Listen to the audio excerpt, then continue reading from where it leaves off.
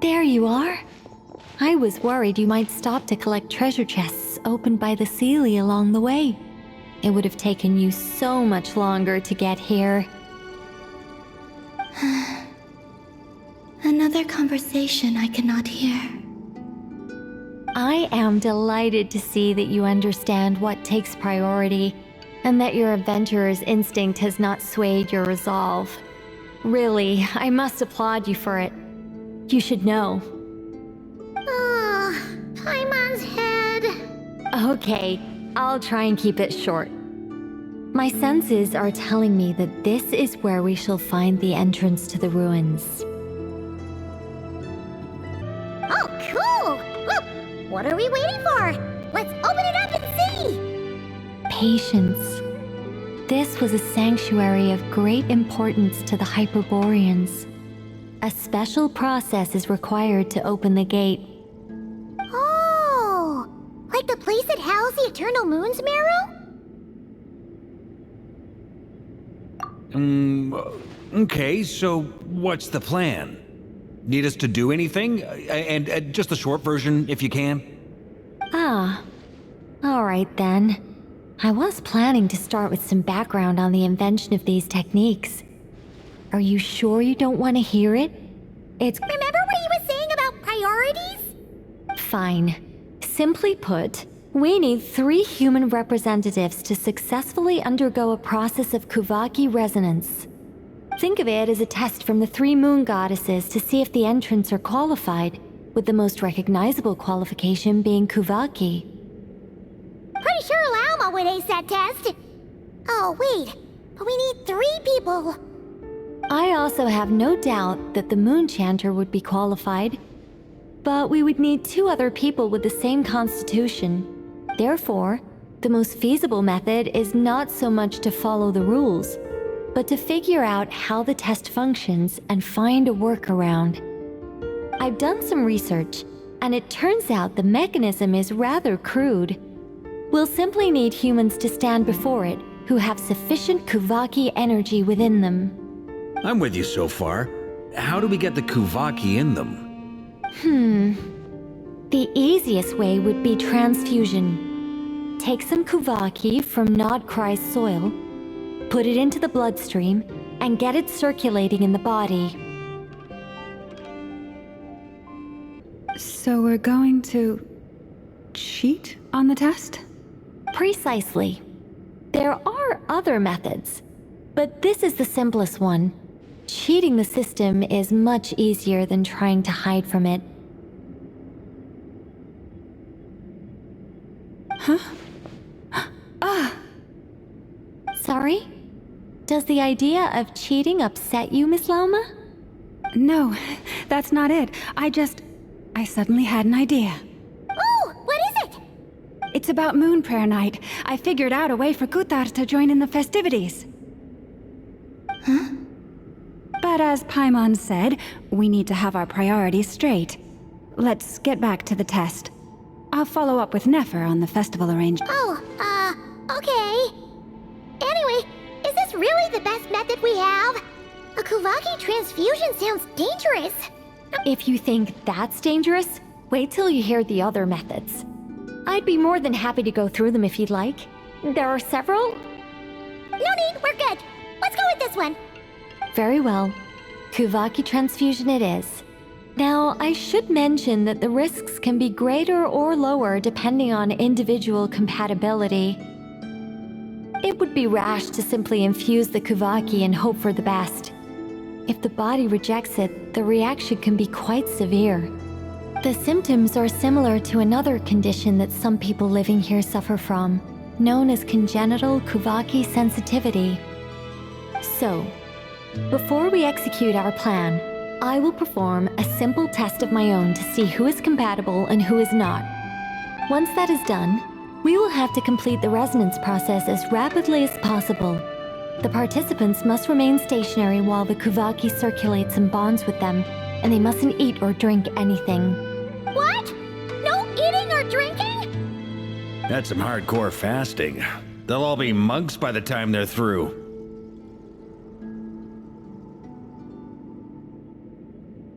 3 days. Oh, it's so long! And we still need to find 2 more people who are not just compatible, but also... Fasting? What are they talking about? Really? Don't you want to... Haha, count me in too. 3 days without food? I can handle that. Miss Nicole has made it clear that this is the easiest way. The way I see it, there's nothing else to discuss. It's time to step up.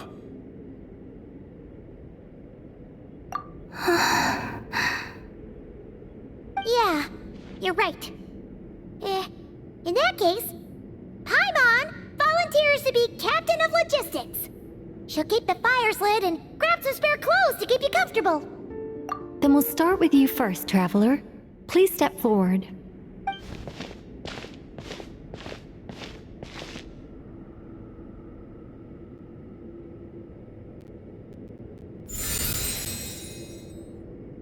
How's it going? Do you feel anything? How about now?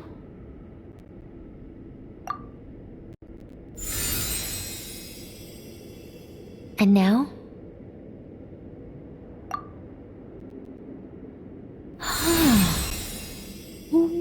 What about now? You guys, it's not a competition, you know. All right, I'm officially impressed. Even as a descender, you can withstand far more than I imagined. It's like I summoned a giant stone titan to arm wrestle you, and your arm hasn't even moved an inch. In my last attempt, I infused 5 times the amount of Kuvaki required. Yes, safe to say, compatibility won't be an issue for you. You're next, Mr. Varka. Sure, here goes nothing. All right, I'll start where we left off. 5 times the required Kuvaki dose.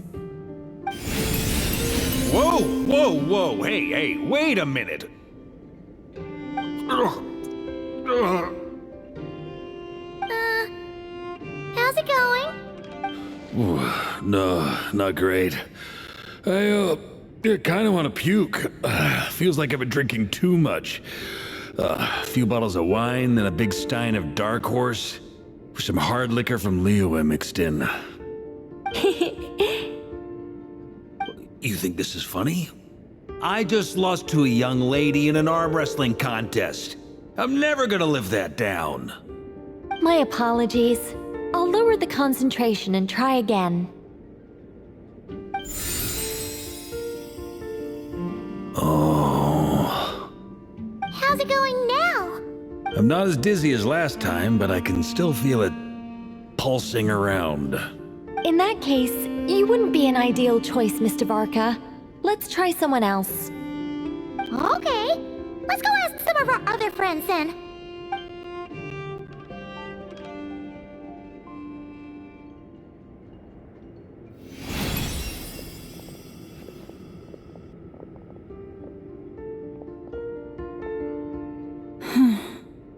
No surprises here, Miss Moonchanter.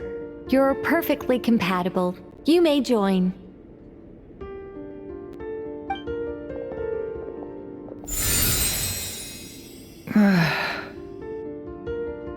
I'm getting a slight headache. Shame. You were so close.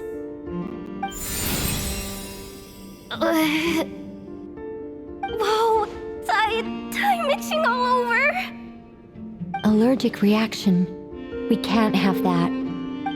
Huh? Well, are you gonna start a what? The Hexenzirkel is an organization that cares for and protects children. We will not have them do dangerous things. Not even tests.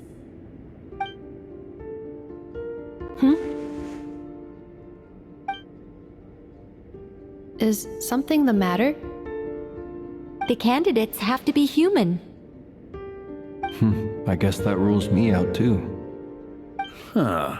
Everyone except the Moonchanter got beaten. Guess I don't need to feel so bad after all. Looks like this isn't gonna be as easy as we thought. Perhaps I could ask for volunteers among the Frost Moon Scions. I'll see about talking to some trusted Lightkeeper colleagues. Itlua springs to mind. In fact, I think we had some former Frost Moon Scions join our ranks recently. Can you give me the scientific explanation for how the test works? I can probably make some kind of test bot. Then we can just zip through Nasha Town, going up to people and pressing a button to check their status. Wouldn't that be way easier? No. Wow! No elaboration for once. How about I contact the Knights of Favonia's garrison in the Wave Chaser plane? Shame that Lohan's already left. And that guy's even tougher than I am. Strange. The moon goddess is clearly revered by many people. So why is she on the brink of disappearing? She mentioned that the world has rejected her from the very beginning. And when we fought the Reikir of Salnari, it seemed like she exhausted her power for our sake. Also, I'm not sure revered is the right word for how people feel about her. Gratitude, certainly. For my part, anyway. It's basic reciprocity. She helped us, so she deserves our help in return. Yeah. Even though she looked like she didn't care, she still saved a ton of people, including me. A review of the relevant data leads me to conclude that Miss Columbina is a good person. Yep, you bet! They really think so? I'm super surprised that Columbina isn't her actual name, though. I think it really suits her. It's light and graceful and... yeah, just a really pretty name. I know, right? Unfortunately, that's not our decision to make. Columbina. That was the code name the Fatui gave me. But it also came up in the song I heard when I was born. But... is that really all there is to it? What do I truly think of my own name? Is there anyone left who will still call me by that name?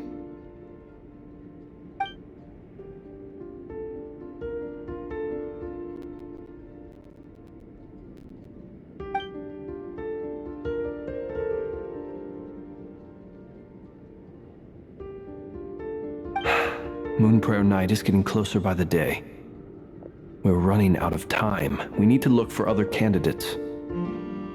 Then allow me to try. Huh? What are you doing here? You contacted your friends via the Adventurers Guild. Sandrone has been keeping an eye out for something like that, so she informed me. Since I have the ability to accommodate a moon marrow, I should prove to be a suitable candidate. Arlecchino. When can we begin? I see. We can begin right away.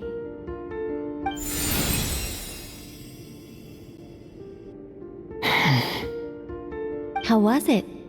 Did you feel any discomfort? Not at all. Then it seems we shan't need to look for additional candidates after all. Great! Cool. Alright, like Paimon said, the rest of us can take turns making sure the three of them stay warm and comfy. Then, my job is to take care of the caretakers. I will ensure everyone receives food and accommodation. I'm ready as well.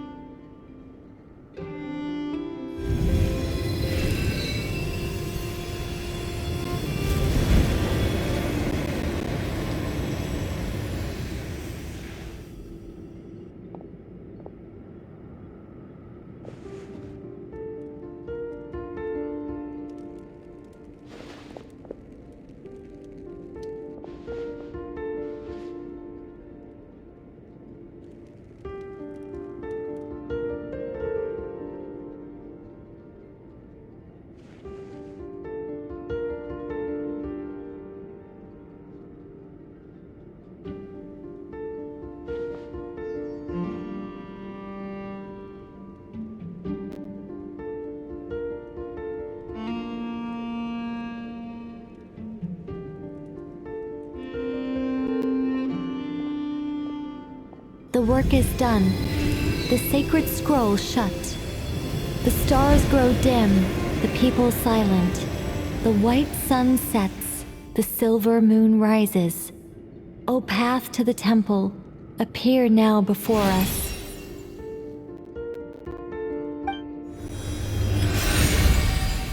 Wow! It really opened! So that's what all this is about. They've been trying to open this gate. Come, let us enter. It might be best to eat something first. Take care to chew properly and swallow slowly. It will give your body time to readjust to the digestion process. They will head in soon.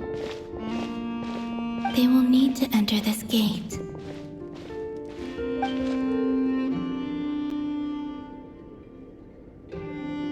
Huh? I cannot pass through. Is it because I have no physical body?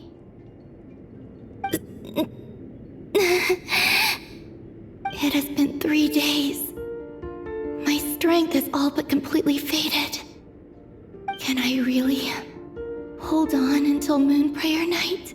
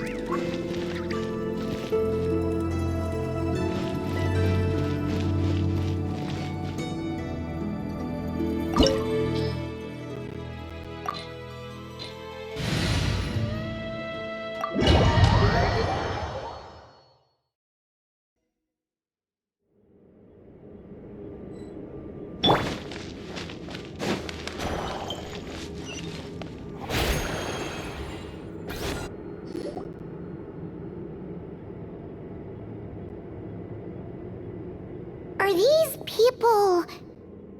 Judging by their clothes, they appear to be phantom Hyperboreans from the distant past. That could mean they have some clues about the moon goddess's name, right?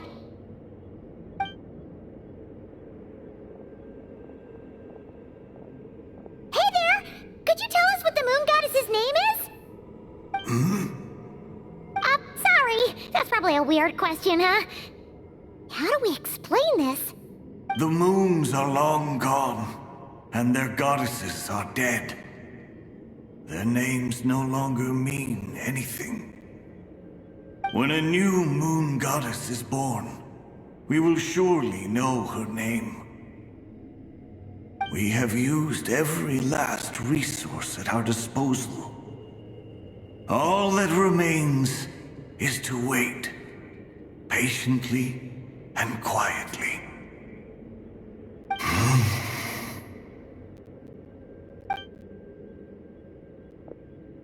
Were the people of the past all this devout? It looks like this phantom doesn't intend to converse with us any further. Surely the new moon goddess he speaks of must be Columbina. Alas, Kutar's birth came long after the age in which he lived. But, maybe if we find a phantom from a more recent age, they might know Columbina's real name. True. Keep an eye out. We should be able to tell which era they're from by the clothes they wear. Yeah, you've been pretty talkative this whole time. What changed? Oh, nothing. I'm fine. You all make good points. When the Hyperboreans speak of moon goddesses, they mean the three from truly ancient times. I can't imagine they would know anything about our current moon goddess. There once was a time when the moon goddesses blessed them greatly and protected them from harm. So, when the war between the gods and dragons plunged the world into chaos, it seems they looked once more to the moons for help, praying for a new goddess to be born.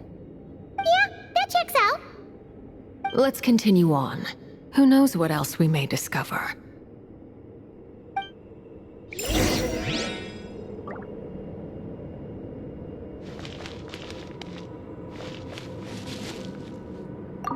The moons have left for now, but they would not abandon us forever.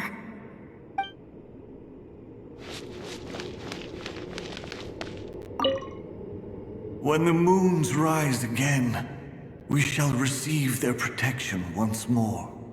Even in the darkest hour, there is always a way out.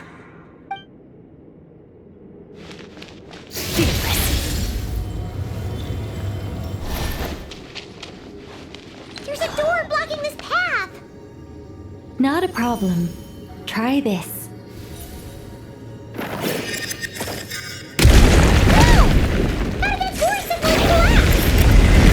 This device was maintaining the door's integrity. Remove the core, and the device stops working.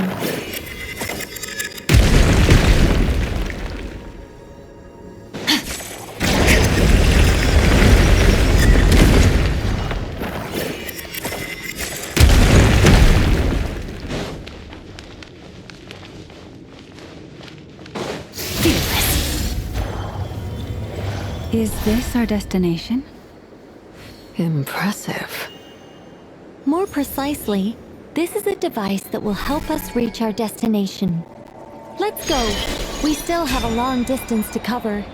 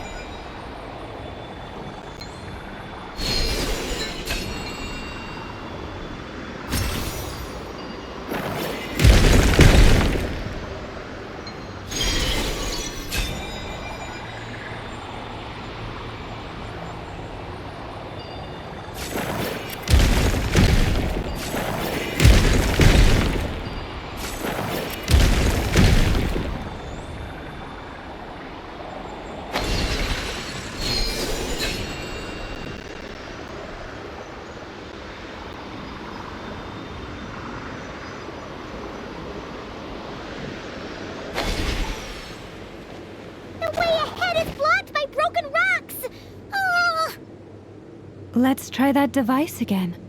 Remember the door from earlier? So it works in reverse, too!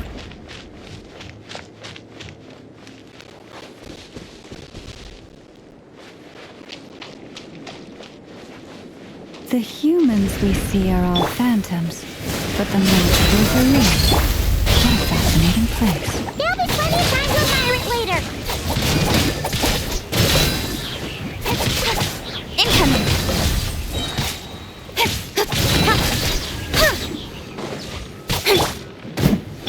Surprise! Don't blink!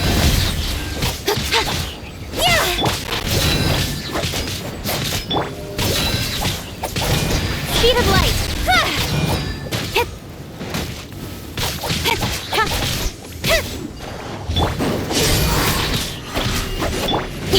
Don't blink! Look alive!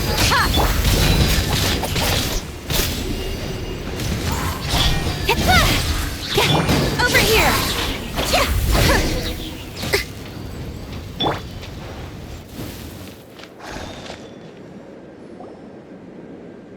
Ooh, there's a whole bunch of artwork in here. Seems pretty old. Nicole, this is probably your area of expertise. What do all these paintings mean? To understand these murals requires some knowledge of the history surrounding the War of Funerary Flame. I shared a little of this with Lauma before. Yes, I think I follow. The dispute between the Moon Sisters, the transformation by Nibelung. Oh no, it's no trouble. I'd be delighted to share the tale again. Alright then. Tevat's 3 moons and their goddesses were brought into being by the will of Nibelung, the then ruler of Tevat. But when the heavenly principles came, they changed the world completely, down to its very foundations. The moon goddesses were nowhere near strong enough to challenge this entity, but the heavenly principles did not view them as heretical entities that had to be removed. Essentially, the 3 moons existed to keep this planet alive and operational, which did not directly conflict with the heavenly principles' aims. Nevertheless, the inherent precariousness of this arrangement would soon be revealed. Nibelung returned. Yes. He did, and thus began the War of Funerary Flame, a battle for dominance between Nibelung and the heavenly principles. Discord would soon emerge between the 3 Moon Sisters. One would voice the opinion that they should follow Nibelung, for it was he who first hung the moons in the sky. Another would argue that taking sides in the conflict would only bring the world closer to ruin. There was no telling where it would lead. Especially since their creator had returned, bearing the perilous power of the abyss. Nibelung would eventually discover their disloyalty. He had all 3 imprisoned before transforming the moons into weapons with which to fight against the heavenly principles. What? Weapons? Yes.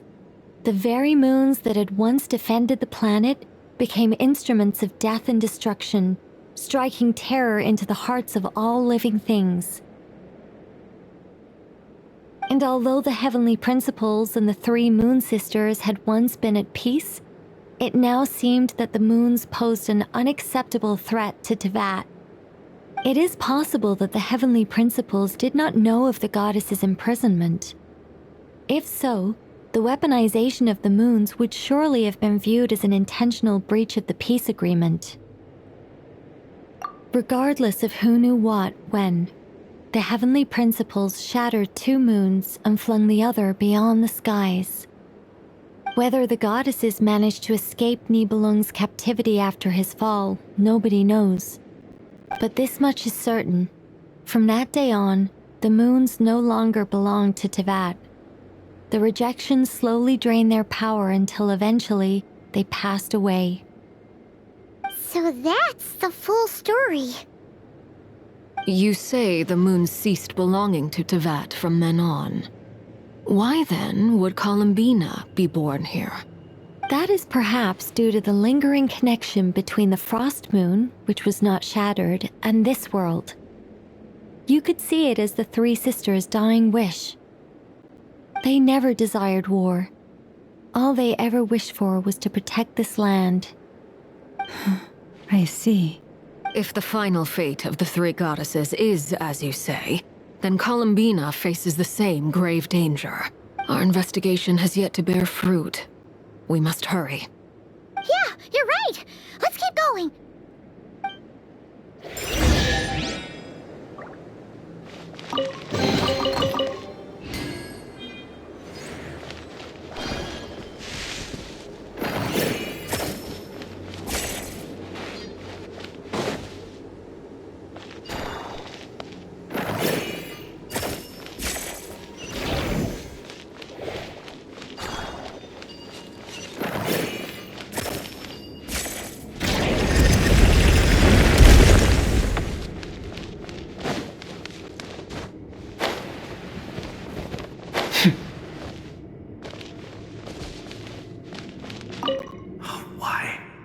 Why do the creators of this world no longer show mercy upon their people?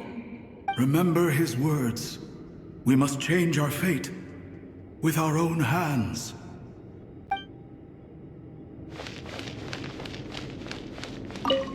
Should we trust him to keep his promise? We have to. There's no... Wait, that's odd. Who is he? Is something wrong? No, not really. It's just that over 30 possibilities emerged in my head, so I can't be sure who he is. It's been too long. My memory isn't as sharp as it once was. Okay. 30. Wow. Impressive.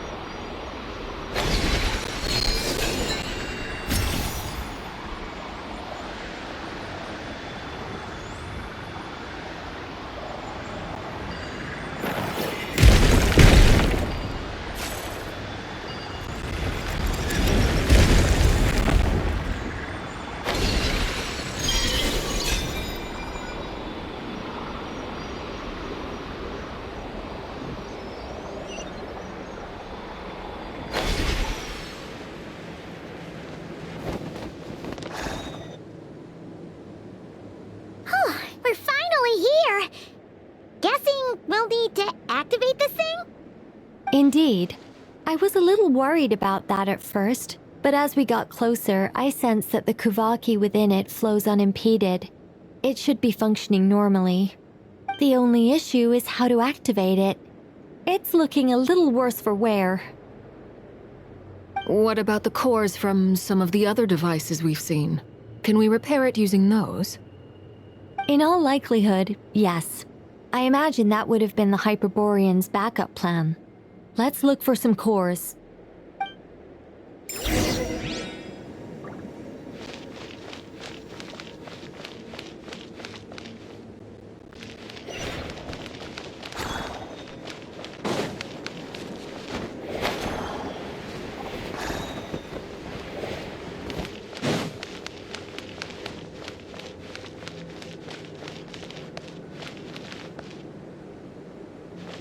Merciless.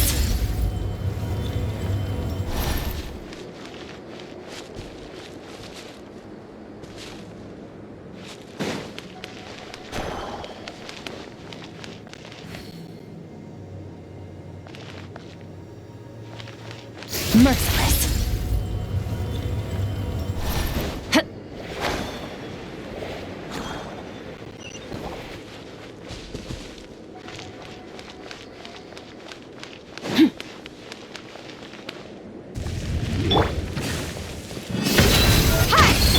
Speed of light! Surprise!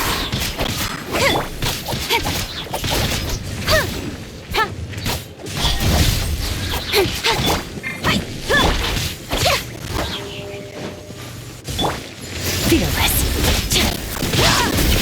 Paradigm shift.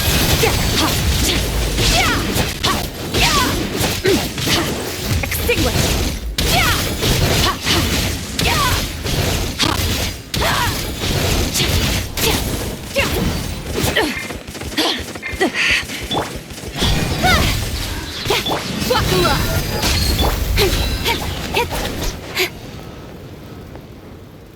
Incoming! Hey! Merciless.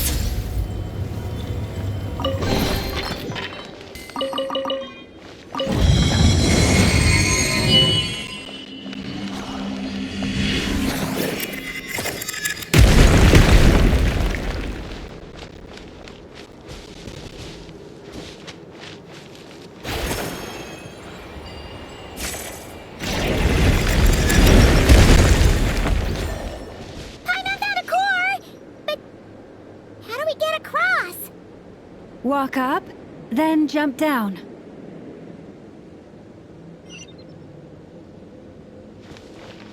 Merciless.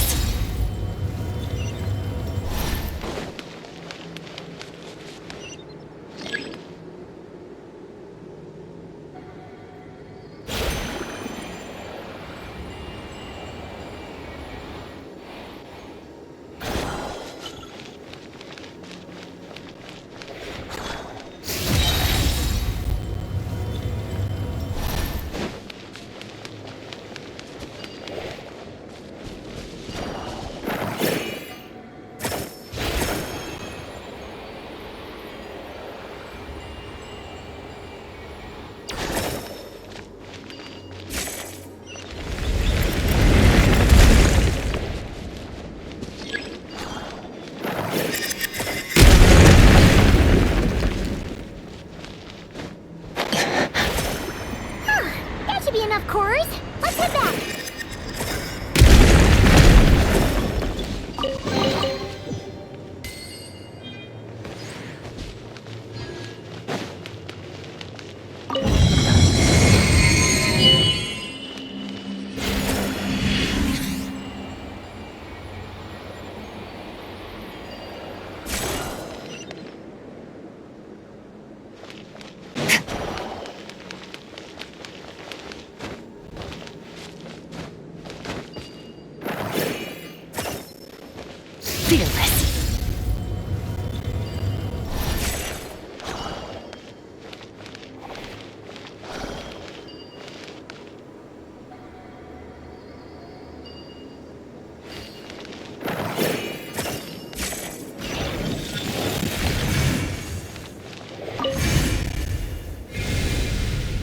The device is up and running. It's hard to believe that the ancients were capable of constructing such things. Paimon sees our destination! It's right up ahead! Yes, let's go.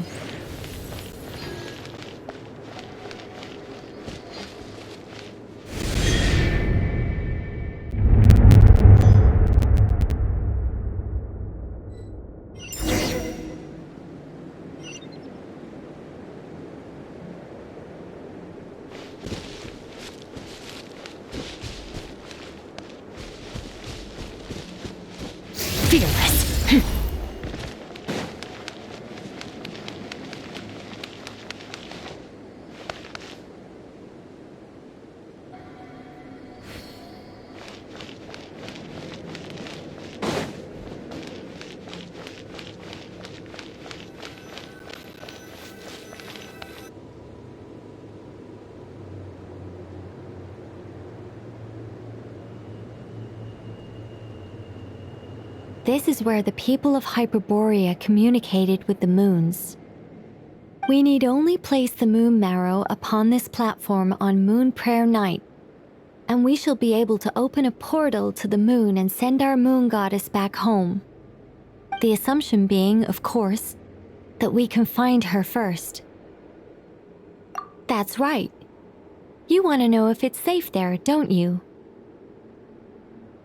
And yet, she has no choice but to return. That's not the only issue here. This is the end of the line, right? But despite looking at historical artwork and talking to people from Hyperborean times, we're still no closer to learning Columbina's name. If it's not too much trouble, could you tell me exactly what Alice said to you about finding her name? Oh, sure. What she said was... Then your first job is to find it. As a moon goddess, I'm sure she must have a name she identifies with. Neither Columbina nor Kutar is her true name, and she's never really accepted either of them. Is it not also possible that she has never had a true name? Not at any point in history? That would be a hard pill to swallow. But at this point, we may have to accept that that is the truth. No one knows how she came into being, and she certainly doesn't have parents in any sense that we're aware of. Perhaps she was never granted a name at all.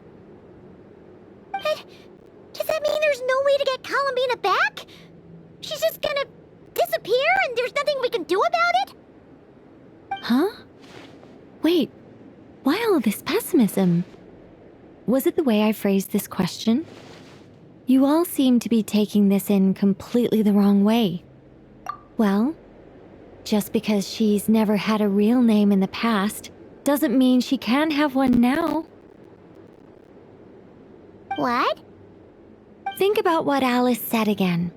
She never once said that you'd have to find a new name, did she? Are you saying what I think you're saying? Yes. Names are anchors that connect us to the world. If she doesn't have one already, then all we have to do is create one, no? It's like... yes. Traveler, when you first arrived in Teyvat, Do you think you would have turned around if someone behind you shouted, "Hey, Tumaini"? But what about now? I understand what you mean. Life is a long journey. Even the friends and family by our side can change over time. When people call you by different names, what matters isn't so much the words themselves, but what they symbolize. And of course, whether that resonates with you. Lumine. So, close your eyes and picture the moon goddess in your mind. If you were to call out to her in this moment, what would you say? Columbina. Columbina. Paimon would call her Columbina too. Well, she has long forsaken everything that Kuthar represents. I think from now on I should call her Columbina too.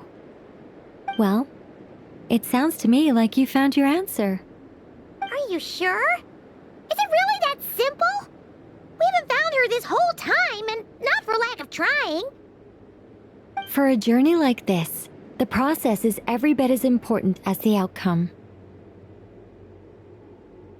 Had you not searched far and wide, rejecting every other answer you were offered, how could you have come to an answer you felt was finally correct? Oh, it all makes sense now. This has Alice's fingerprints all over it. Are you suggesting that Mage knew from the start that Columbina never had a real name to begin with? I can't say for sure. But I can definitely imagine her chuckling in satisfaction somewhere right now, saying, "Ah, what fun." Lalma! Your antlers! You should hurry. The festive moon has begun to rise. Do not worry, for when you called the name Columbina just now, I could sense that the power within was enough to summon back the moon goddess. The power within what? Yes, so... the thing is... What's wrong now? This is so annoying. I really want to explain how that whole thing works. Starting from the founding principles of Tevat and... Oh, I could talk about this for hours. But... deep breaths, Nicole. Deep breaths. You're an angel. A sober, sensible, solemn angel who has her priorities straight. Okay then. Sorry for asking. Clearly. Anyway, you all need to hurry. Last thing, remember how it felt when you called out that name. Then it is agreed. By the name Columbina, we shall find her. Then we'll throw her the best Moon Prayer Night party ever! And at last, we will send her home.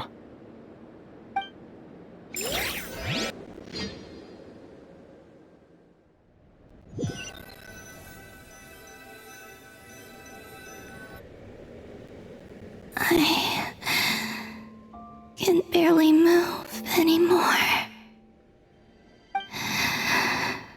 My consciousness is fading away. Have they come back out? I'd love to see them one more time.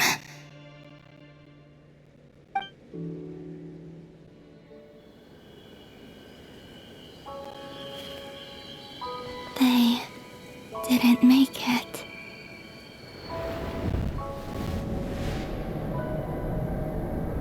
Could you tell me your name? My name is...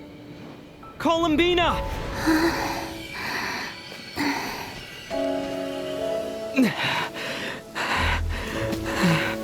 Columbina! Are you here? Columbina! That's the name you gave when we first met. And it's what I've called you ever since. Columbina. It's a fine name. I have many fond memories of Columbina, and so do all of your friends.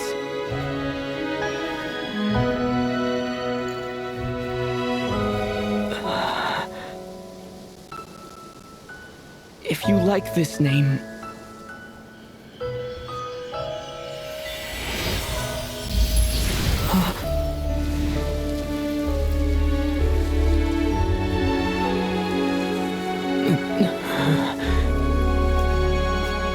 Looking for me?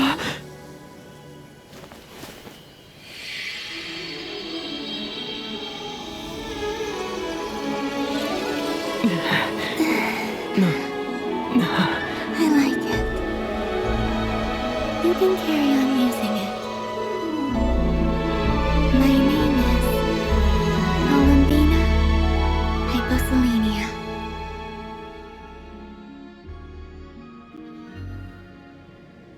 Columbina Hyposelenia.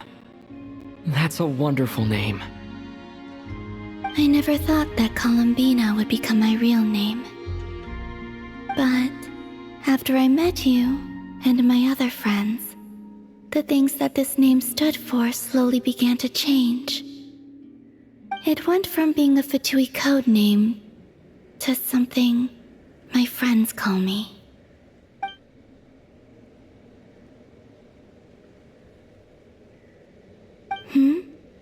What is it?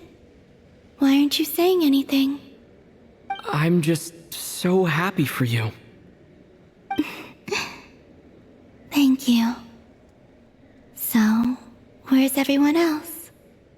We can go and meet them very soon. Everyone went to different places to try calling your name. Great. I'd like to thank them as well. Everyone's done so much for me.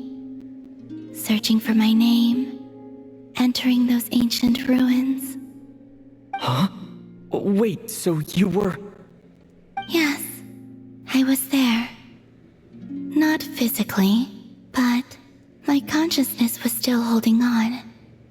I felt... Starting from when? You turned around and called out my name while you were in Nasha Town. Do you remember?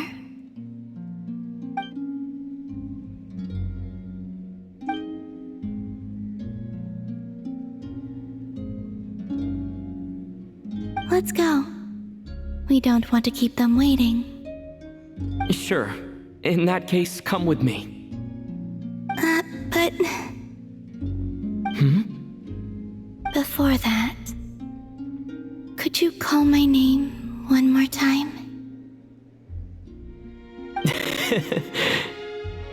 Sure.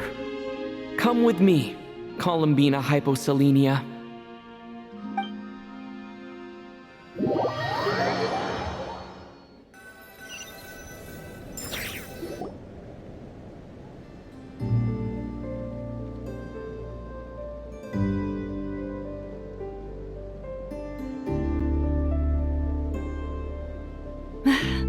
Columbina! Oh, this truly is wonderful. Llama, I can't breathe. Ha-ha! Just in time for Moon Prayer Night. It's good to have you back, Miss Columbina. Yeah, we were worried sick. Thank you, my friends. With your help, I now have a name that belongs to me. Columbina Hyposelenia. Where's the second half from? You added it yourself? That's right. It means... Born beneath the moon. Yes. And by extension, it can also mean born beneath this world. A fine name. Now, as much as it pains me to interrupt this beautiful reunion, I feel obliged to remind you that the Moon Prayer Night celebrations in Nasha Town have already begun. Don't you want to enjoy the festivities? There's so much to see and do. And some of the ambient lighting and entertainments were sponsored by the kind souls in the Hexen Circle. Nicole? Why have you turned into Dodoko! So you're Miss Nicole.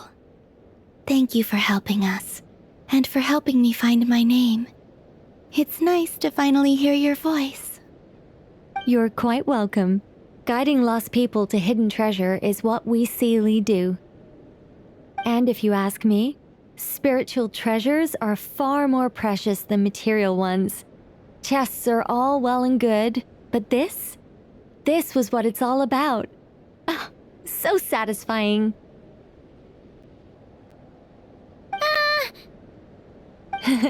Anyway, I had to go help Alice. It seems like she ran into some trouble. That's why I couldn't be here in person. But don't worry, we're with you in spirit. We'll be celebrating right along with you.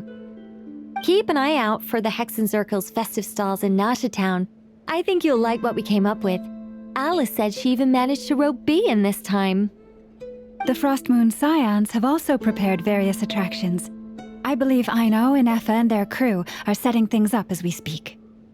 On that note, Nefer, about that request I made.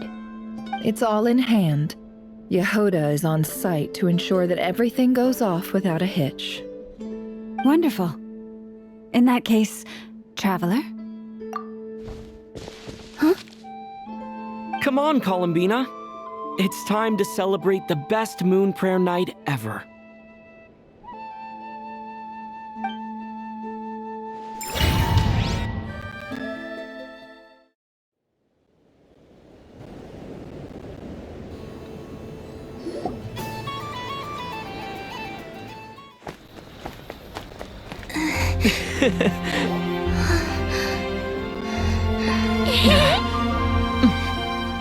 Hey, young lady! Would you like some moon prayer night candy? Happy moon prayer night! Oh, yeah, I almost forgot to say. Welcome home, moon goddess.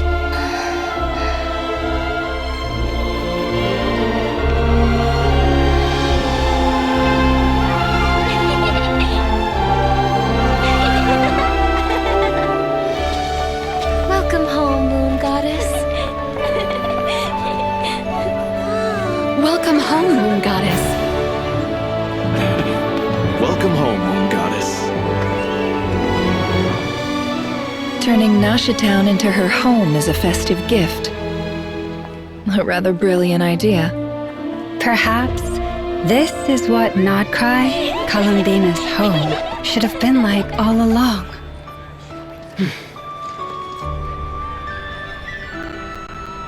Thank you for the gift. I like it a lot.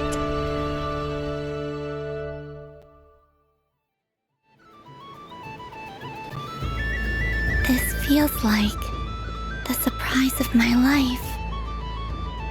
I do. I never imagined I'd ever get to enjoy Moon Prayer Night with everyone so freely.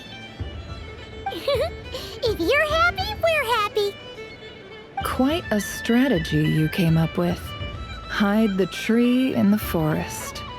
It's not your usual style, Lauma. Is there something about Moon Prayer Night that enhances what's in your head as well as the antlers on top? Apparently so. It even inspired a perennial penny pincher to use their resources for a greater cause. It truly is a magical festival.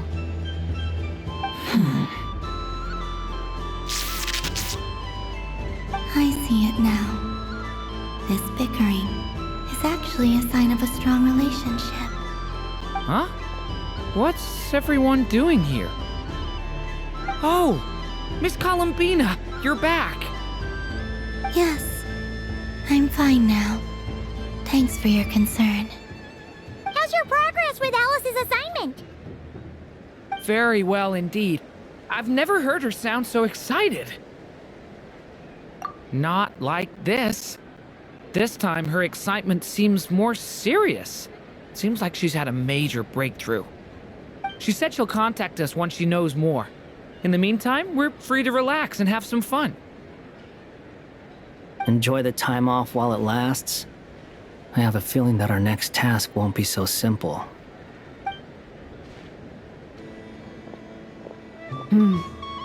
I should go. I still have a few things to attend to at the Frost Moon Scion stall. And I think I'll take a look around. With any luck, this once-in-a-year festival will come with once-in-a-year opportunities. Hold up a second. Where's Varka? I believe he made a beeline for the flagship the moment he entered Nasha Town. Ah, that's Mondstadters for you. They know what they want when festivals roll around. Goodbye for now, Columbina. I hope you have a wonderful night. I will.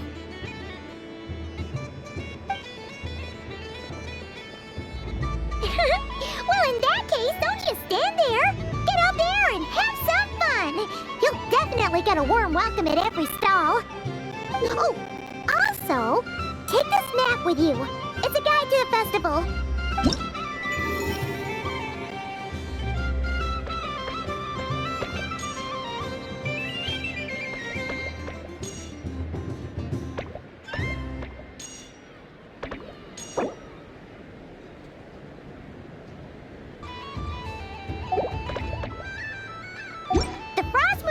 Stall is over here. Lauma's invited a whole bunch of cute animals to celebrate too. Over there is the Hexen Circle section. Alice seemed more excited than anyone about this festival, so she insisted on making it a grand affair. Oh, and then there's the Nasha Town local specialties, including... Actually, forget that. Better if you go check them out for yourself. Thank you. It looks like a lot of fun. You're not coming with me? We'll be around. But don't you want to browse by yourself for a bit first?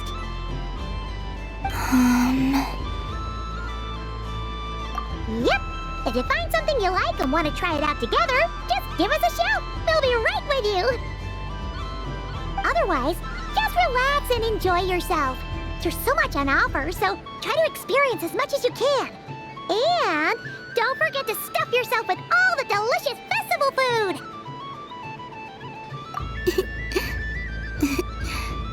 All right then. Off I go. Where should I go first? This must be the mage's stall. It feels like I've entered a fair...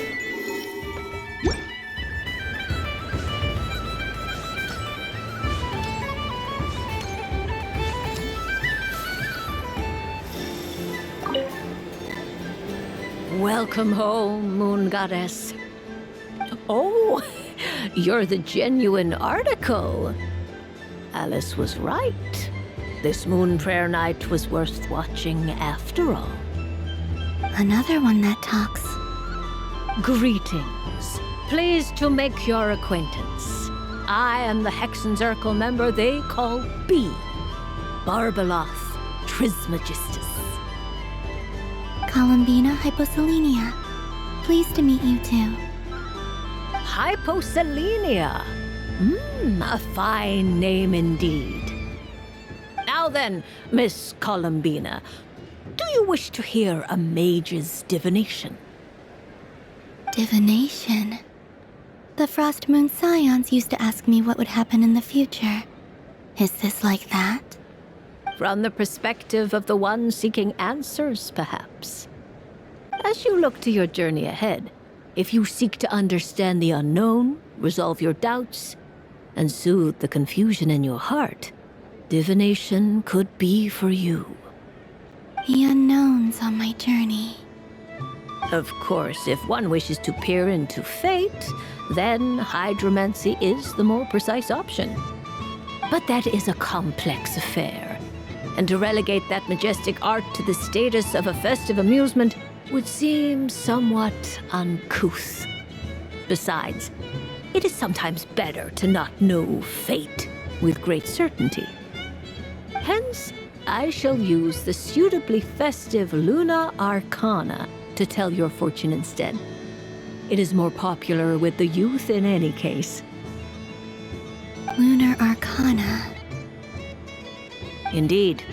Unlike hydromancy, this will only display possibilities and trends. People like to think of themselves as creatures of agency and free will. Peering too far and too clearly into the future is detrimental to both body and soul. I'd like to give it a try. Of course you may. Come then, take a seat, Miss Columbina.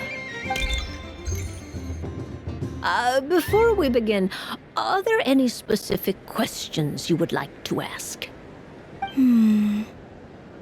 Let's stick to general possibilities and trends, like you suggested. Ah, very well. Then I shall use the basic Lunar Arcana deck. Now, try to relax. Cast your mind upon the things you have experienced and the things you are soon to experience. Would you like to cut the cards yourself? You do it. No problem. Now then, to make things easier for the seeker, that is to say, you, I shall decipher the cards from your perspective.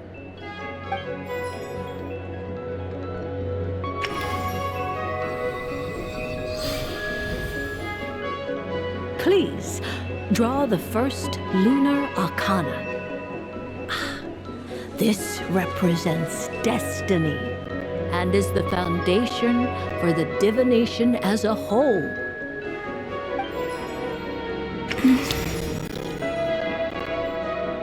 Now, draw your second card. This will stand for the past, the sum of all your experiences that have come before. And now the third Arcana. This is the present, your interpretation of the current moment. Finally, the last card. This shall speak of the future, which...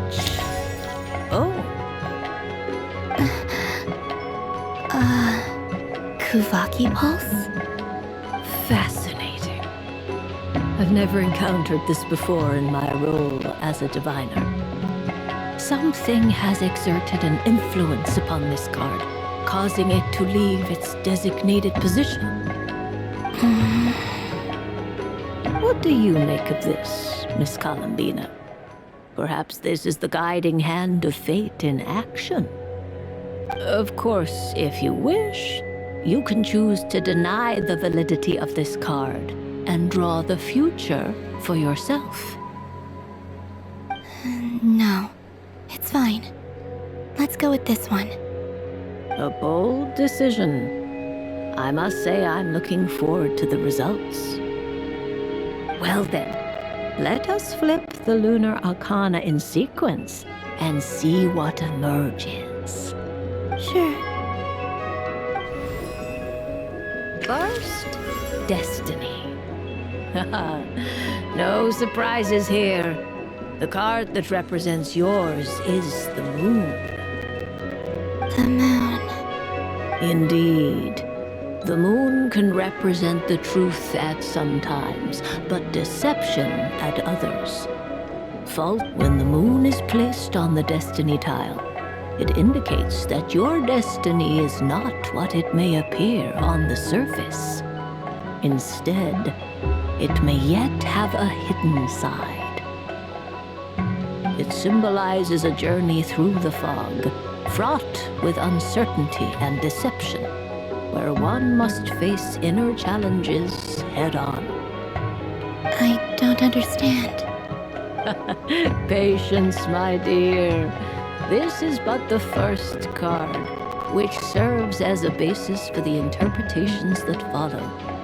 Out now then. Flip the second card, the one that speaks for the past.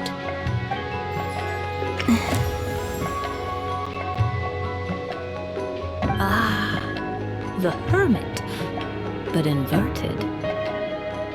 Inverted? Yes.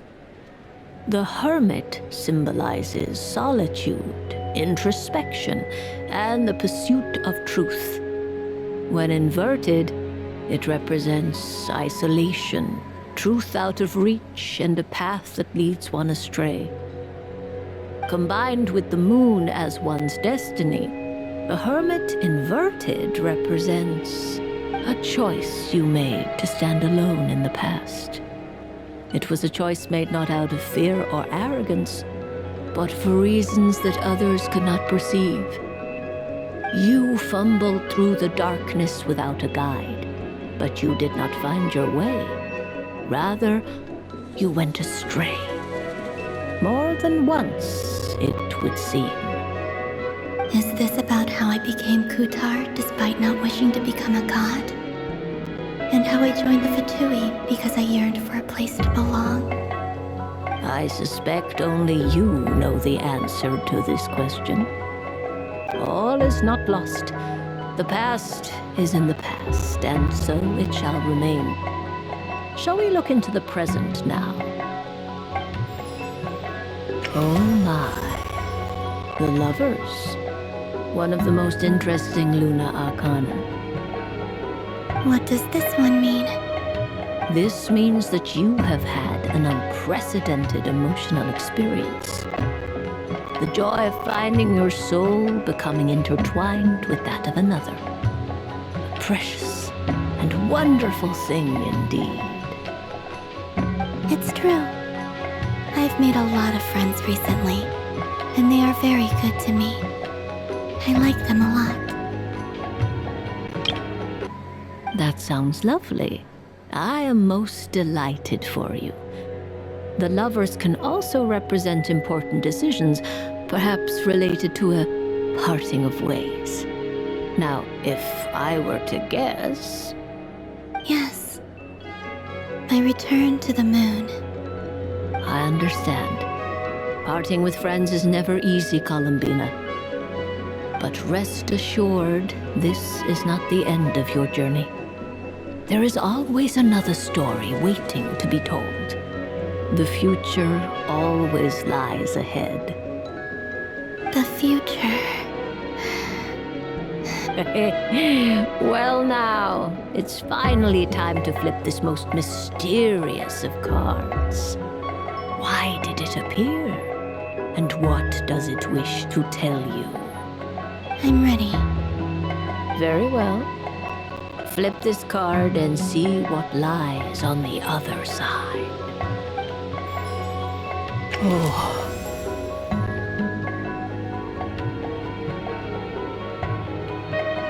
Miss Barbeloth? This card is death. That doesn't sound very good. It depends on how we interpret it. It is true that it can represent an agonizing death, a complete and utter end, but at the same time, it can also represent rebirth. Do not forget that your destiny card is the moon. That lends your future many different potential meanings. If death spells the end, is it unavoidable? As I have said, divination can only display general trends. It is a rough guide, but it does not show predetermined outcomes. Allow me to summarize it for you. In the past, you may have lost your way, but now you have gained new connections and new strength. You now face an important decision, one that may bring about a great change in what is yet to be. This change might, in turn, be the end of all things, or their beginning. But remember, everything is subject to change because of the moon present in your destiny. You must see the truth clearly and face your innermost thoughts. The truth. My innermost thoughts. Thank you, Miss Barbeloth. Don't mention it. Some people dislike divinations, for fear of glimpsing an ending to their story that they wish was not so. But I can see that you're different. The result of this divination will not sway your decision, This is a rare quality, and one that diviners always hope to see in the seeker. We are here merely to guide, not to exert undue influence. I understand. Go then and illuminate your future, Miss Columbina. The moonlight that shines from you now is most captivating.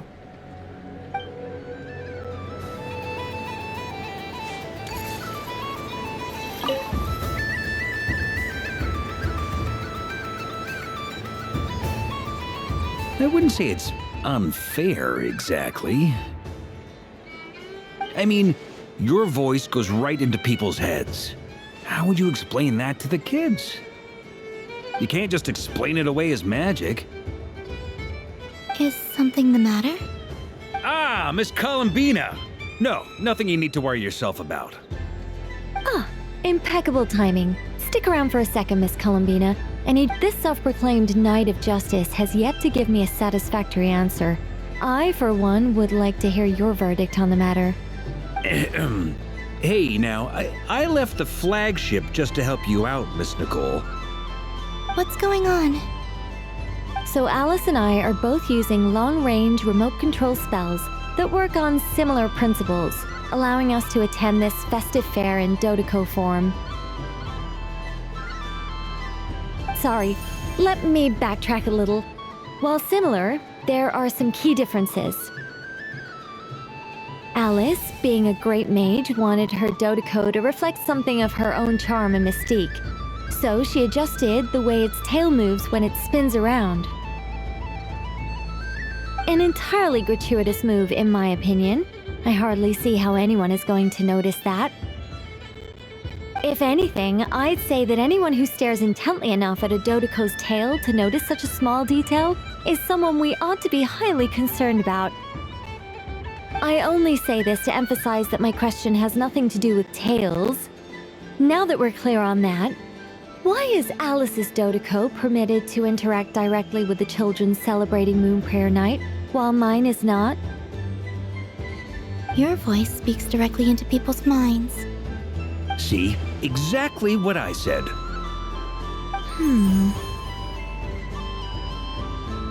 Miss Nicole? Ugh, I can't stand it. I know that probably makes me sound like a whiny child acting out in front of their parents. And it's a little embarrassing now that I think about it. But hey, I said it now, I can't take it back. That would be even more embarrassing. Also, don't go reading too much into that analogy. It was off the top of my head. I'm actually an awful lot older than either of you. Miss Nicole, are you saying that you'd like someone to play the game you've prepared? I'm not so invested in that. It's just something cobbled together using items I borrowed from Alice. She probably didn't even make them herself. The point is, I want to know everyone's thoughts after they receive their prizes.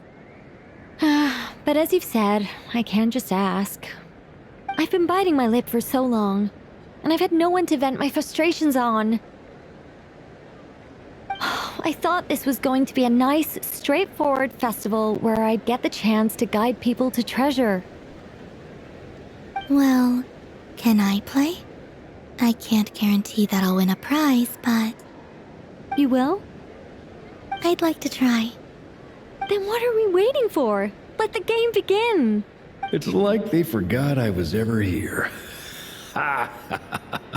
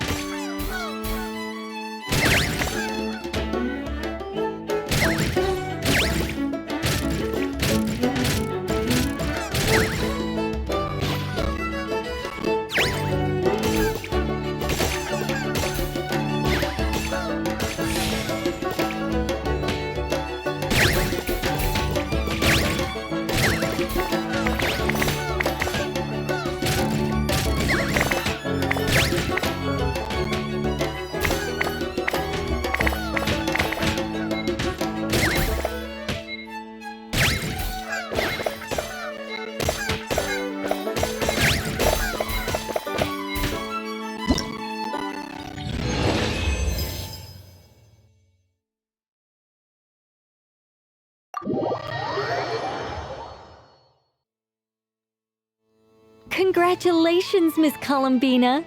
With your great wisdom, you have overcome every obstacle in your path and conquered the great challenge posed to you by fate. Fate?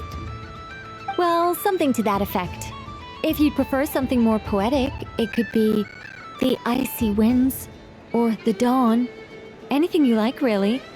You could even go with the challenge posed to you by Dodeko, if that's what you're into. Anyway, you can take or leave my suggestions. Moving on. All my hopes are now resting on this. Can I open it now?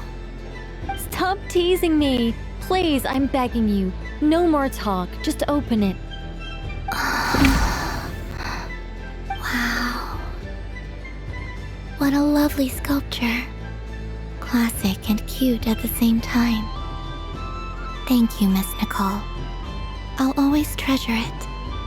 Ah, there we go. Music to my ears. You have my sincerest gratitude, Miss Columbina. Thank you for sharing your precious time with me and fulfilling my wish. Don't mention it. You've all done much to help me. And still, I'm the one receiving all these gifts.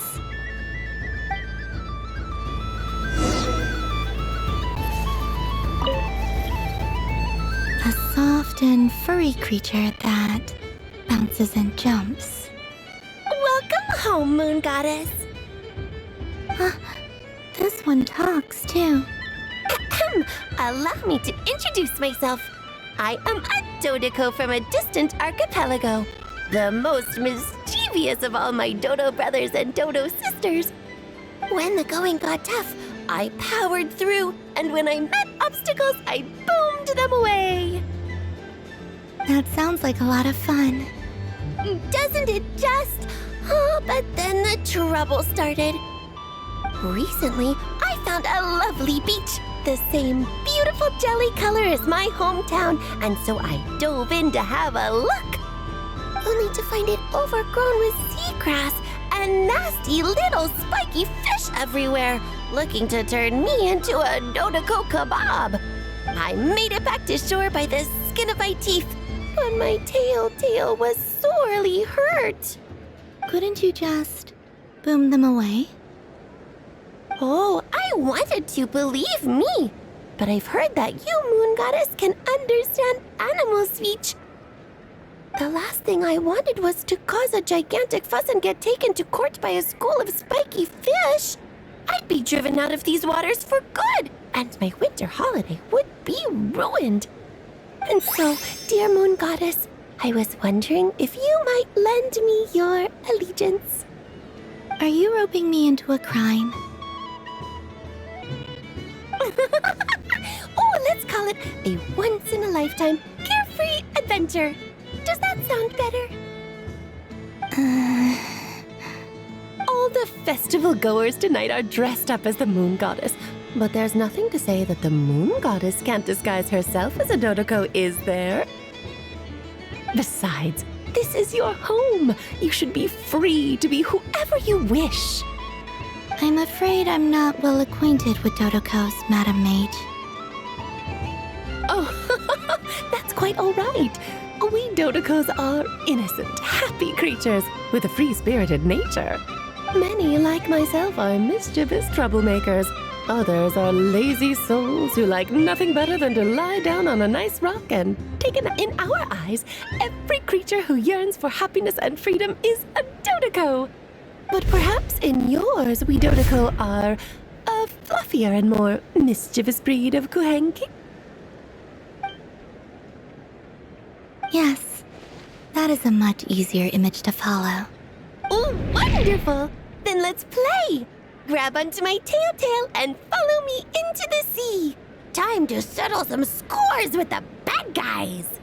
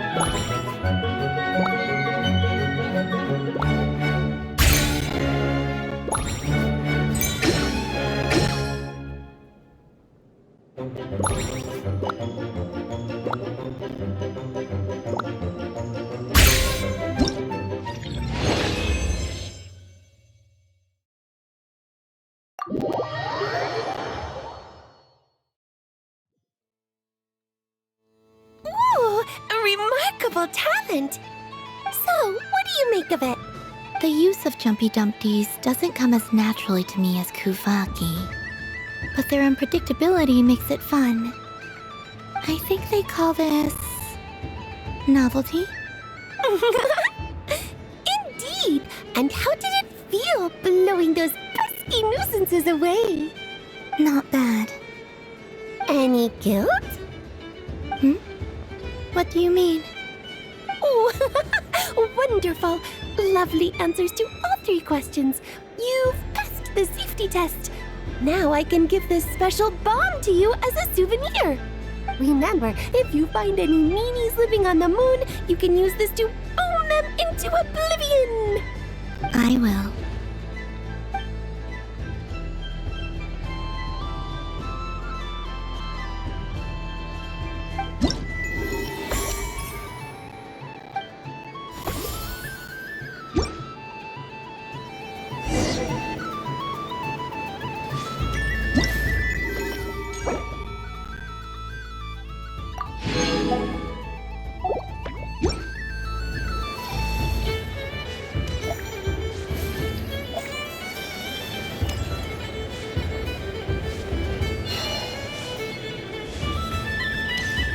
There are so many attractions here. Since I rarely get out, I might as well make the most of it. Moon Prayer Candy! Beautiful, tasty Moon Prayer Candy! Candy? To share? I wonder what flavors everyone would like. Welcome home, Moon Goddess. Fancy a box of Moon Prayer Candy? Sure. I knew you would. Now, what flavor would you like? I'm not sure. What flavors do you have? Is this for yourself or as a gift? A gift for my friends. Ah, I see. In that case, I'd recommend apple, lockaberry, or midsummerberry. Those are the most popular. Do you have nocturnal blossom flavor? Huh. I've seen couples give those as gifts before, but I did not know they were edible. No? Okay then. Moonfall silver? You did say this was for friends, right? Maybe smetana then. Hey, now that's a creative idea! I've never tried it before, but if you're happy to wait, I can see about whipping up a batch on the spot. While we're at it, you got any other ideas?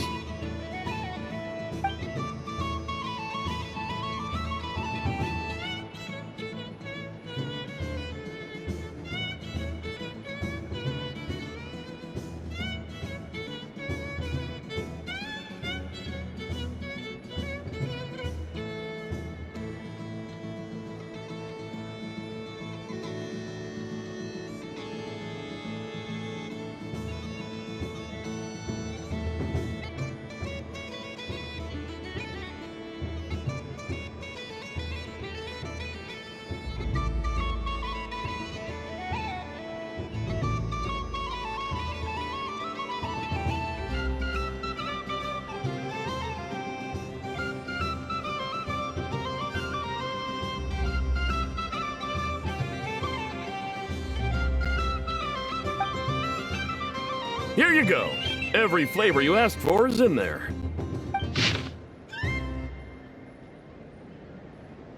Thank you.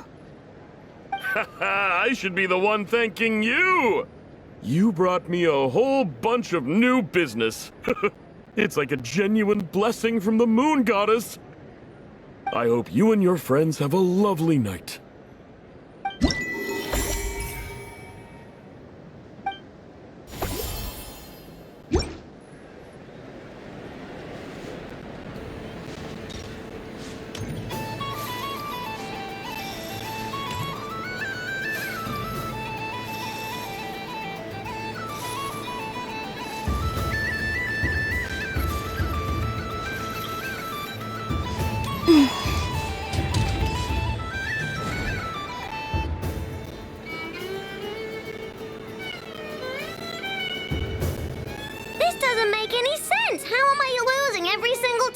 time! Wait, Ineffa, you're cheating, aren't you? Yeah, that must be it. I am not cheating, Aino. Uh-oh, sounds like Ineffa's turning into a big baloney bot. I think it's time for some serious maintenance. Moon Goddess, help me. Miss Columbina, Aino is attempting to cheat. What the? I'm not the cheater! You're the cheater! How dare you throw it back at me?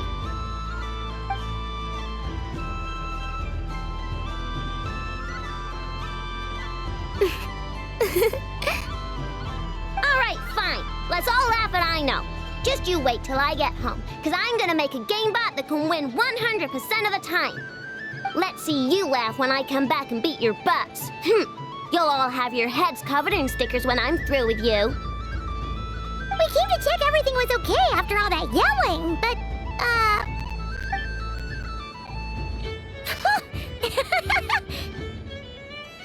Whatever it is, it sounds like cheating is allowed.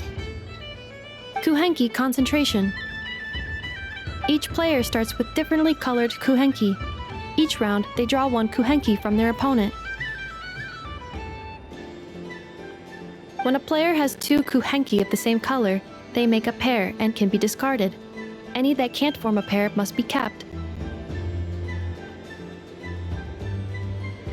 The round ends when a player can't form any more kuhenki pairs, and that player gets a sticker. Ooh! Can 4 people play as well? That is fine, so long as the turn order is fixed beforehand. Alrighty then! In that case, the 2 of us will join as one team. Okay, but if you lose, you're both getting stickered. I don't want to hear any excuses. Sure. And if we win? If you win, only one of you gets to sticker someone else. I have taken to calling this. I know logic. Hey, lay off me, alright? Okay, so we're starting the game from scratch again, which means all my stickers so far don't count. Looks like Luonatar is the Kuhenki of honor for this game. Anyway, let's go clockwise, starting from Ineffa.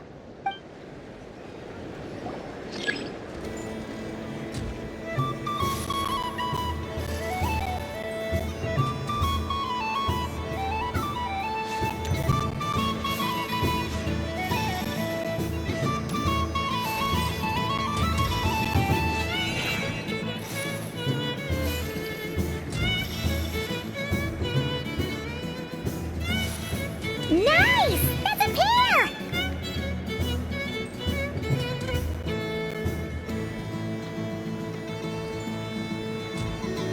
Go, go, fly!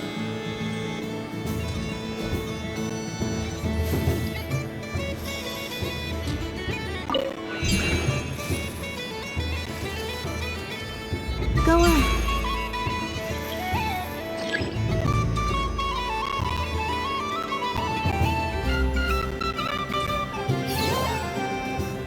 I have a pair.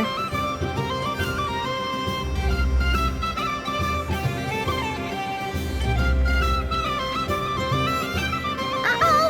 We gotta pick up the pace!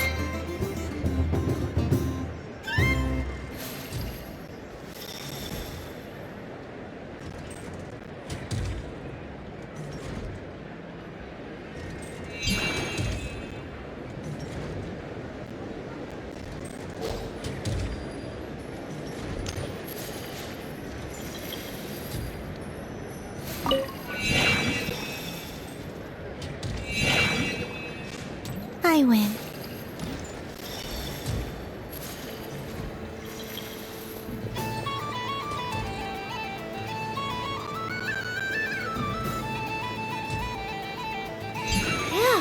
That was too close. I thought I was gonna lose. Good luck, everyone. Aw, we're out!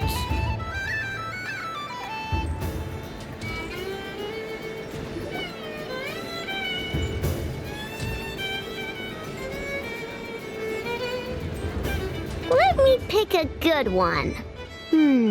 What's it gonna be? You're not looking very very pleased with yourself there. What happened to being a huge Grumposaurus? I won. Duh.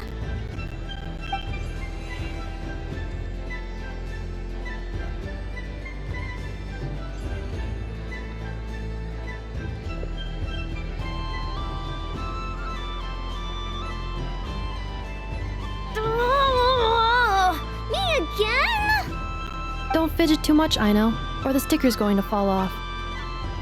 I don't care. If it falls off, it falls off. If a pair of Kuhenki get discarded, why not a pair of stickers? Huh? Huh?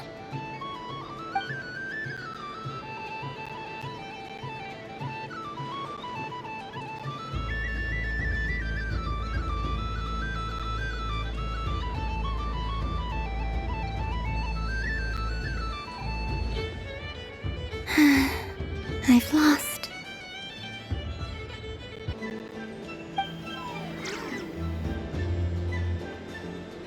Sticker, sticker, sticker!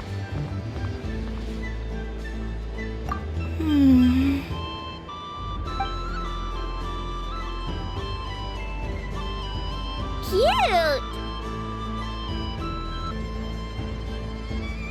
You think so? Shame. I can't see it for myself.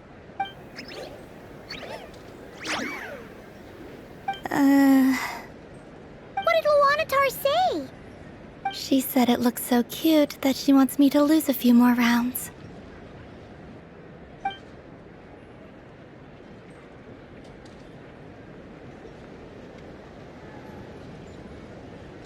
Who put these stickers on Paimon's eyebrows?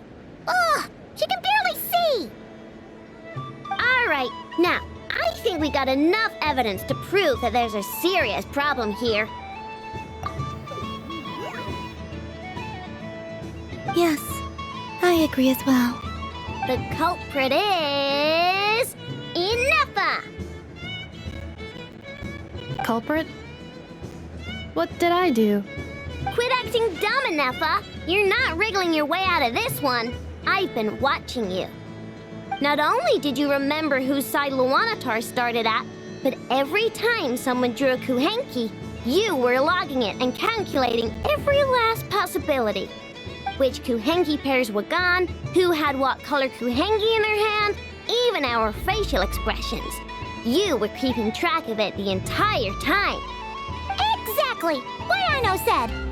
Putting aside the fact that running calculations is not against the game rules, do you have any evidence to support your allegations? But that's not against the rules either. So she admits it. She certainly does.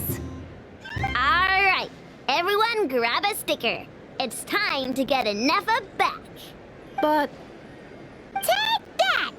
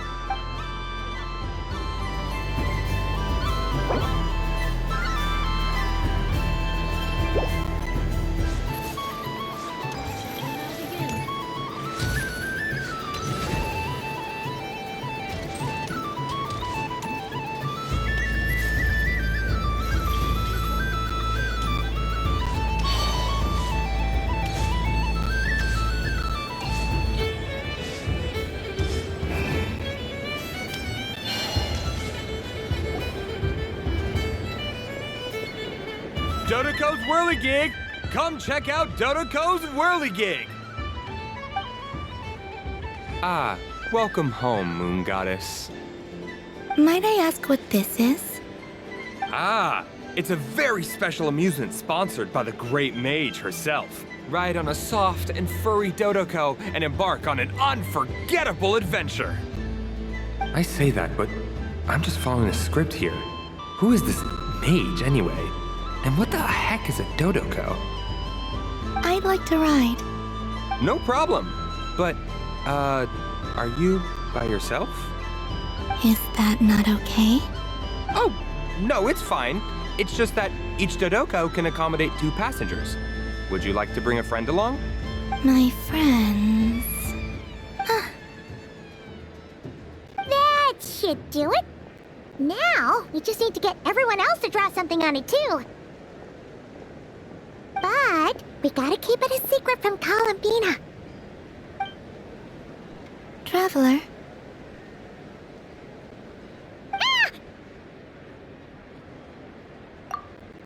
I want to go on that ride. Will you join me?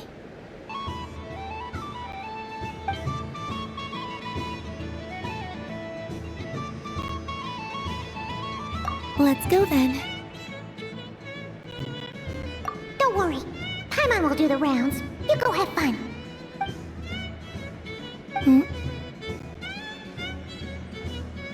All right.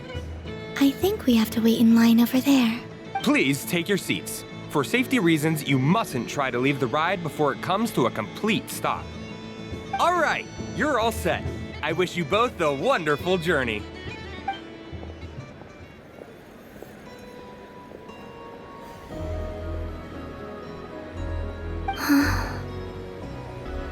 Not bad. It reminds me of riding a moon lane. Sometimes, the Kuhenki circle around me like this, playing their beautiful melodies. Yeah, I'm going to miss them.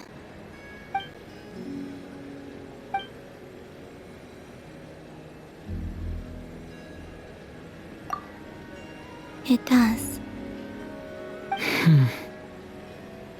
I've felt scared in the past, too. But this is a little different. You know something? I got to see a lot of fascinating things during my disappearance. I saw how the Frost Moon Scions act around their families. So different than how they used to act in my presence. And I also saw how they interact with their friends. It made me curious at first. Why do people act so sincere when they're worshipping gods, but save their truest, warmest feelings for each other? Slowly, I came to realize that it's because they trust one another. They know, deep down, that they'll be accepted for who they are. All of it. The good and the bad. I know. I knew it the moment you started calling out my name. What I fear now is the end. I fear losing all this the very night I have gained it.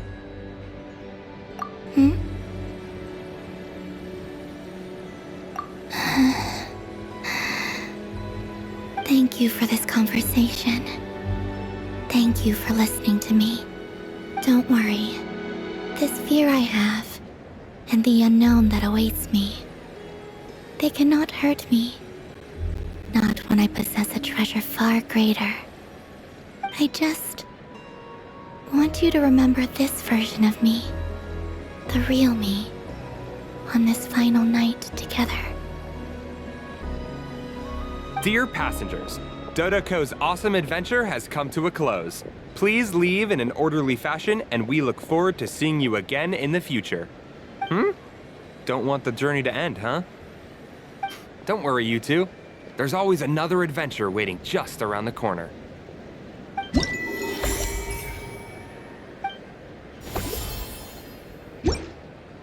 So this is the Frost Moon Scions area. It feels very familiar. But everyone looks much happier than usual.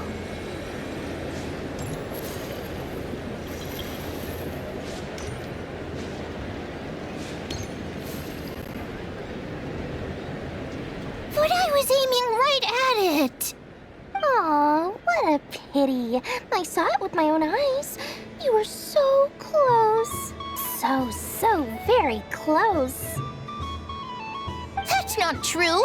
It dodged out of the way right as I was about to snag it! I'm sorry? You heard me! This paper frog can move! I swear! Dear, oh dear, what are you saying? How could a paper frog move? Unless you believe there really is magic in this world. But even if I, the mere humble merchant that I am, knew such magic, surely I would not use it on a paper frog. I'd sooner give Mora legs, so it could walk right into my purse. My dear, dear customer, why not have one more try? This time I'll give you 12% off, a very generous discount for one of my most regular customers. Just think about how much experience you have under your belt now. You're sure to win the next one. Darn, I used up all my coins. I'll be right back. Just gonna fetch some more from my house. Take your time, but don't take too long. This event is Moon Prayer Night only. Miss it, and you'll have to wait a whole year before I'm back. Next customer, please. Welcome. Hello. Whoa! What's this big one doing over here? How do I tell my employees not to go running around this time? Shooting them a glance won't work. I haven't known them long enough. Dori? Why, hello there, Miss Columbina. Would you like to play my ring toss game? The rules are very simple, and it's easy to get the hang of. How much for a round? Oh, first time's free. Not a single mora. After that, well, we can cross that bridge if and when we come to it. But with your sharp skills, I'm sure you'll win all the prizes in one fell swoop. That was an obvious enough hint for them, right? Right?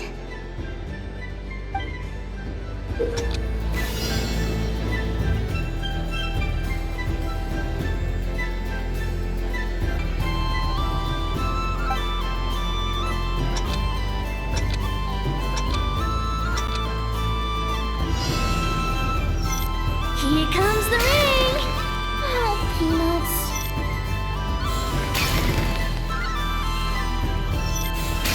Change tracks! Roselle, should we move or not? Just a tiny bit. All right, then I'll... Oh, sugar plums, not the clock hands. How do I move the legs again?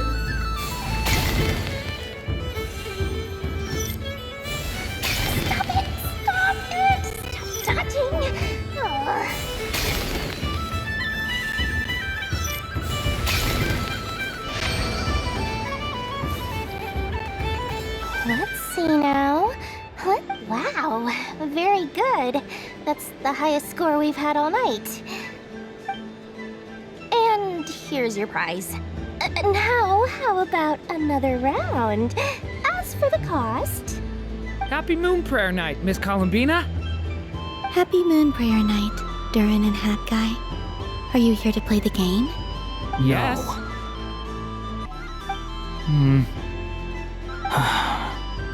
You said we were just coming here to say hello.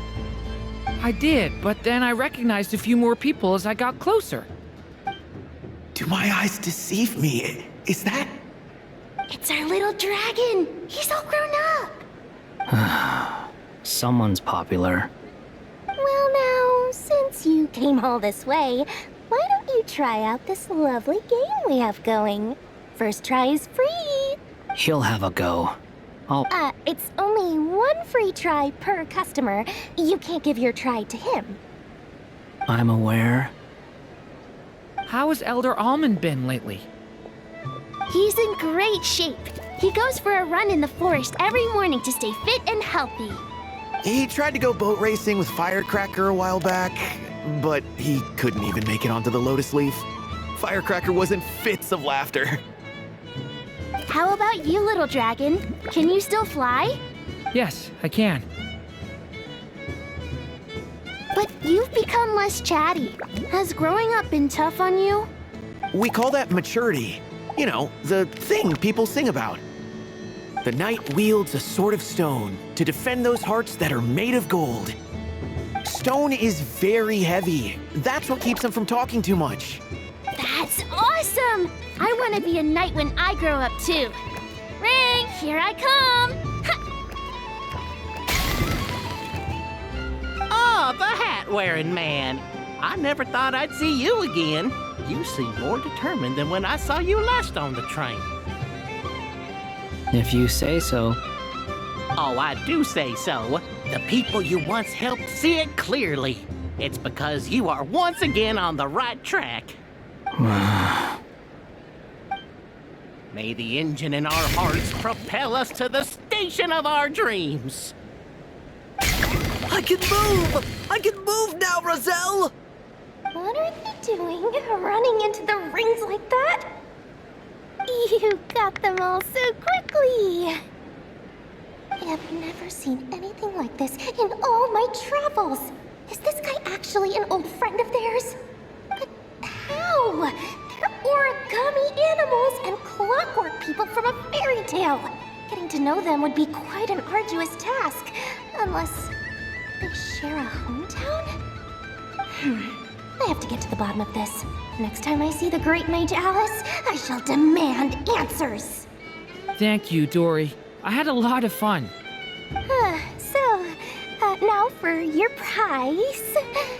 Where did I put it? Give me a moment to dig it out. Oh, sweet grand prize.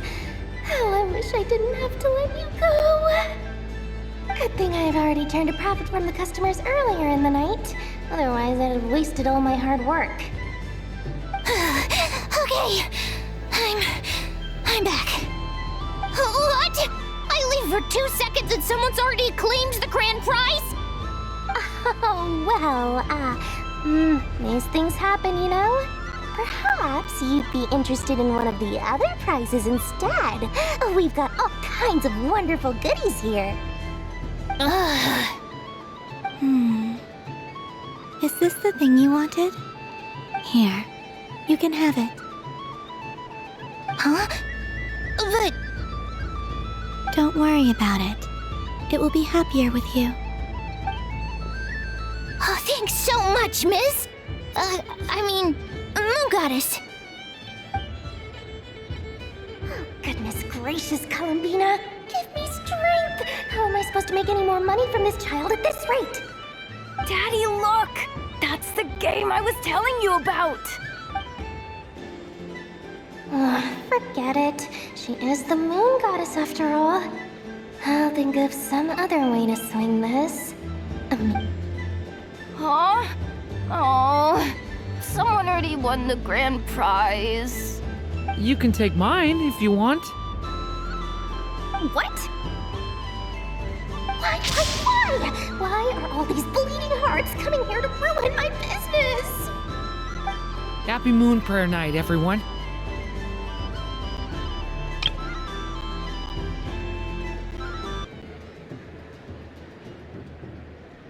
Happy Moon Prayer Night.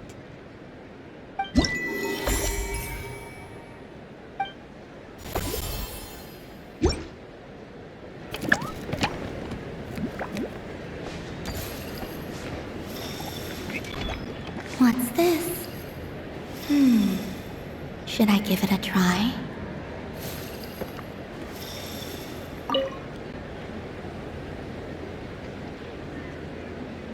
Come on, Citrus. One more round. Just one more. But my neck... oof. It's acting up again. You should take a break. Health comes first. Yeah, don't push yourself. We'll find someone else. Hey, don't look at me. I'm the referee. What are we gonna do then? Do you need any help?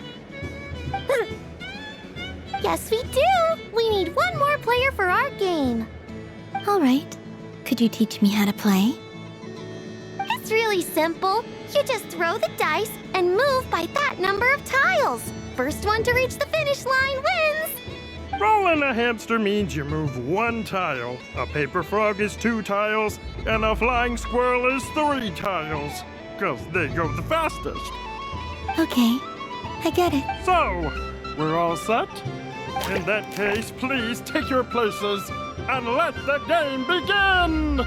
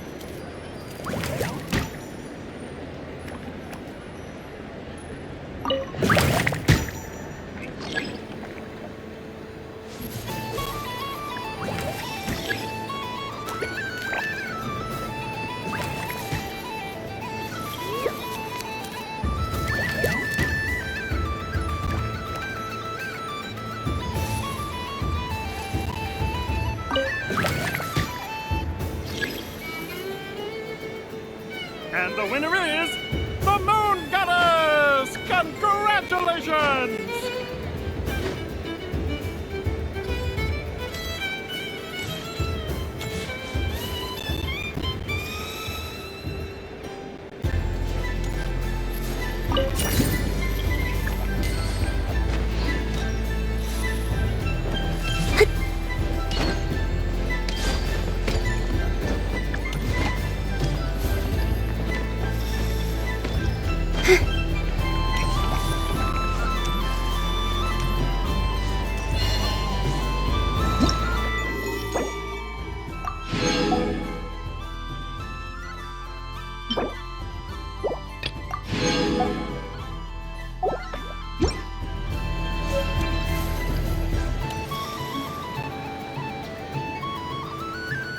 Wow, the Frost Moon Scion stall looks kind of plain, but it's pretty cool once you get into it. I don't go to Hisi Island much, but it's got that, like, old world cultural feel. And if culture means we get more festivals. Hello, Jahoda. Columbine. Hello, Moon Goddess. That was too close. I almost gave the game away in front of the staff. Oh, wait. What's the deal with her shoes? They don't make a sound when she walks. I could do with a pair of those. Do you like balloons too? Balloons? Oh, you mean those? What's so fun about balloons? I'm not a kid anymore. They're probably more up Aino's alley. Yes. The animals seem very curious about these strange flying objects. I was drawn here by their voices. I recently learned a fun new game you can play with balloons, so I decided to come and give it a try. A new game? Hello. Welcome home, Moon Goddess. Here to buy some balloons? Yes. Could you give me a few that haven't been inflated yet? Are you sure? I guess it's not a problem, but... Yes, please. Thanks. Uninflated balloons? But those are just little rubber pouches. What does she want with those? Would you like to play the balloon game, Jahoda? Huh? Sure. I guess. How do you play it? Wait here a moment. Oh. This is so weird. What have I got myself into now? I thought I saw Columbina nearby. Uh-oh! That's the fourth Harbinger! Although she's helped us out quite a bit, she's she looking for Columbina? Oh, guess that's my ticket out of here. I'm not sure my heart can take being sandwiched between two harbingers.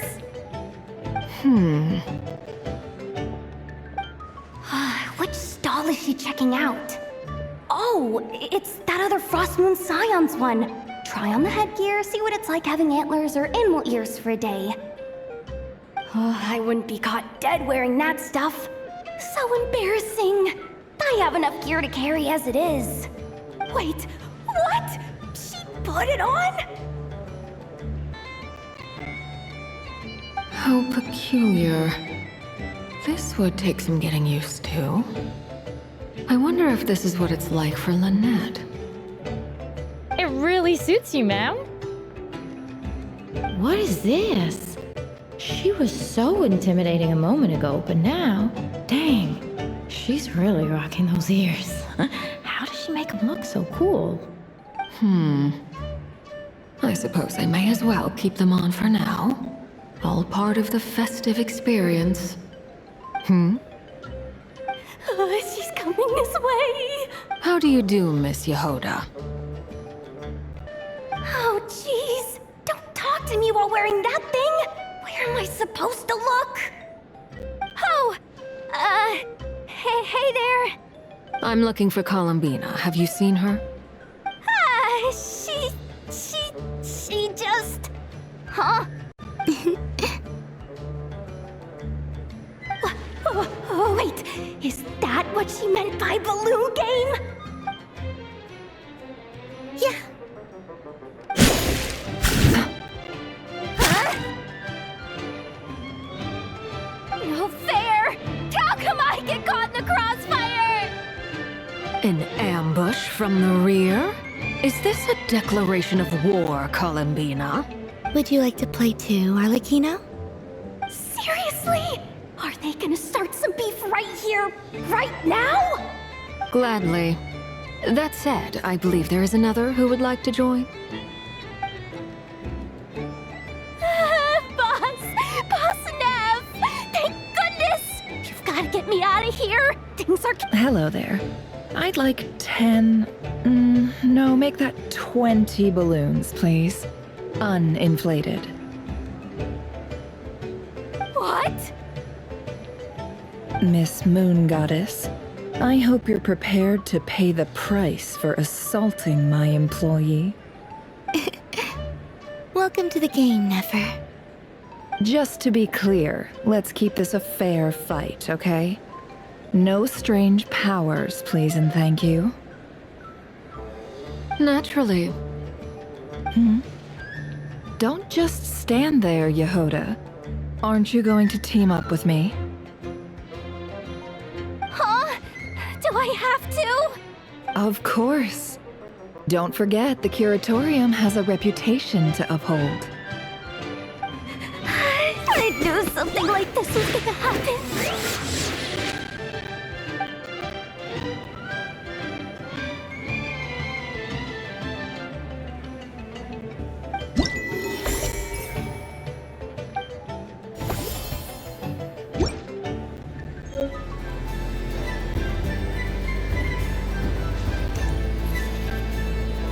Sunny days!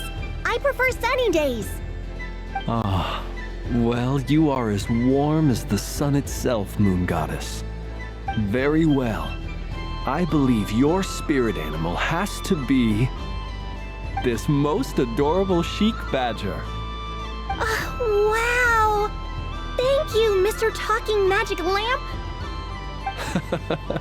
Have a very happy festival, Moon Goddess. Flins? That's you, isn't it? Shh. It's our little secret, my dear traveler in Paimon. Okay, sure, but why are you here selling sugar sculptures? Everyone celebrates in their own way. After gazing into the abyss and spending time around gravestones all year, what better way to relax than to see sunny smiles on the faces of the living? Besides that, I like to think of myself as a fair judge of character. I dare say matching personalities to confection suits me rather well. That's not what Paimon was talking about. Aren't you afraid that your true identity might be exposed? Should I be? There is all manner of magic in the air this moon prayer night, thanks to the work of the great mages. I see Miss Columbina is hiding in plain sight. Why should I not do the same? Why miss this rare opportunity to enjoy a special evening in my true form? Fair enough. You got a point there. People who don't know you will probably think you're just a talking lantern. Well, now that we see eye to eye, what brings you here? Not a search for your spirit animal, I presume? Ah, well, actually... Here, see for yourself. Oh, this is... How wonderful. A beautiful idea. Yeah, we just met Barca, and he said that having everyone draw their own section was kind of boring. So, he did your bit for you. Ah, Varka. Ever the maverick. I see his artistic skills are truly one of a kind. In that case, I shall paint something on Mr. Albedo's behalf in a short while. What? Why not now? Ahem. Welcome home, Moon Goddess. Whew, that was close. Hello, Flins. She recognized you right away! What keen eyes you have, Miss Columbina. Especially considering they are shut. I did not see you. Rather, I sensed you. I can sense the fluctuations in Kuvaki all around me. One would expect no less of the Moon Goddess. Might I interest you in some candy? Yes, please. Excellent. I shall make some for you right away. Hmm? Something the matter, Miss Columbina? What about my spirit animal? All the other children carrying sugar sculptures are talking about it. Wait, is she taking the test seriously? Ah, my apologies. How could I neglect that? You are quite right, Miss Columbina. Every one of us has a magical creature living in their heart. Would you permit me to help you find yours? Yes, please. Do you prefer the day or the night? Night. Which of the 4 seasons is your favorite? Winter. Think of a perfect day. What is the weather like? Sunny, rainy, or perhaps cloudy? Rainy in the morning, sunny at night. What kind of answer is that? Forests, lakes, and open seas. Which do you prefer of these? I like them all. Imagine you opened your very own shop. What would you sell there? Moonlight, I think. Wow! Paimon would totally shop there. It wouldn't cost anything. You'd just need to visit. Aha! I believe I know what your spirit animal is. Here, for you. Oh, it's a Kohenki! Indeed. A free-spirited being with a deep love for all things here in Nodcry, who selflessly lends her aid to as many people as she can reach.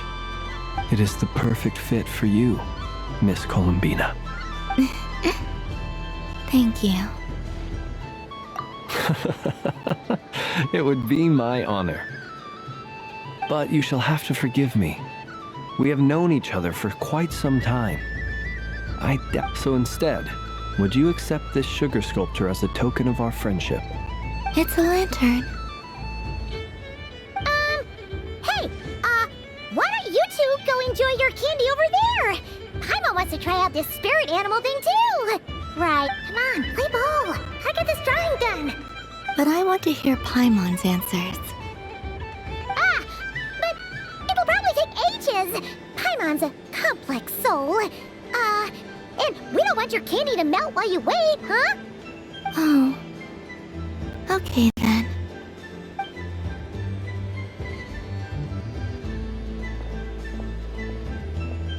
Phew! Nice excuse, Lady Paimon. That was... Yeah, no thanks to you. I will help next time.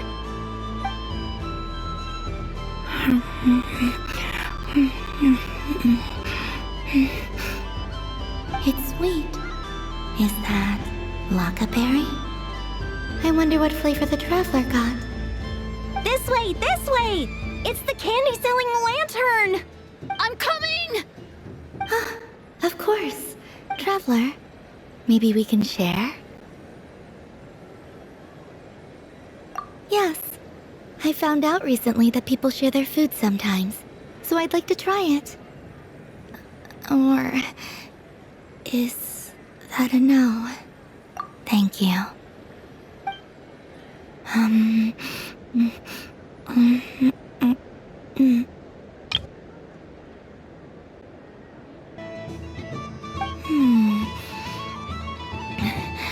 Yours is a little more sour than mine. Here, you try it. Amazing. My sugar sculpture has shrunk, yet my heart is filled with feelings of sweetness. I will remember this feeling. Sure.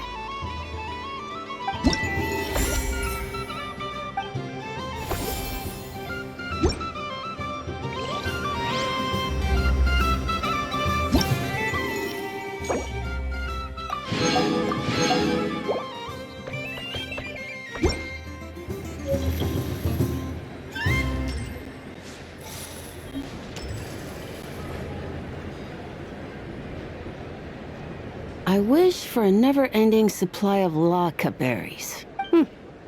What a humble wish. Probably written by a child.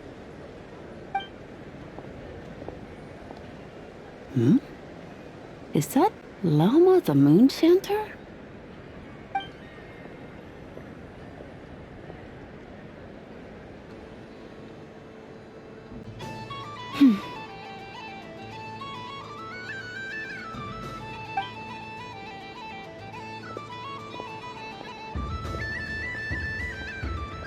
I wish that the long plume ibises would stop biting me.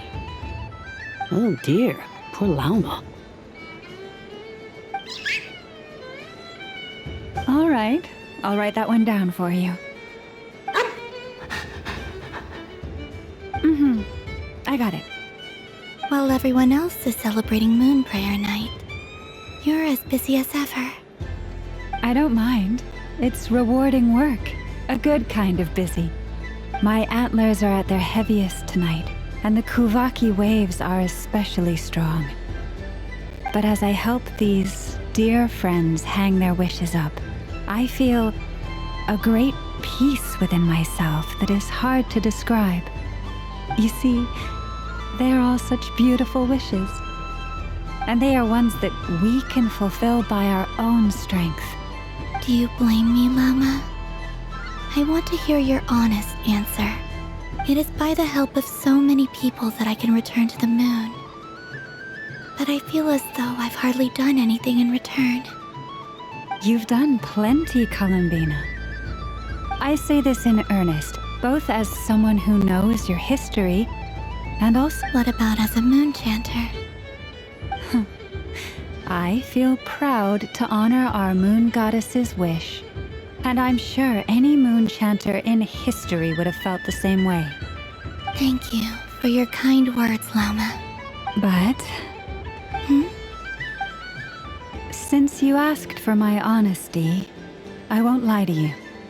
My feelings are mixed right now. Besides pride, I also feel... I suppose it's a reluctance to let go. Once you return to the moon, we will be far apart and separated by a false sky.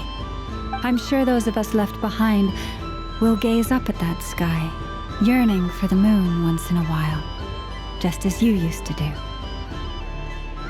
I will miss you, Llama. I will miss you all. I hope to stay in touch.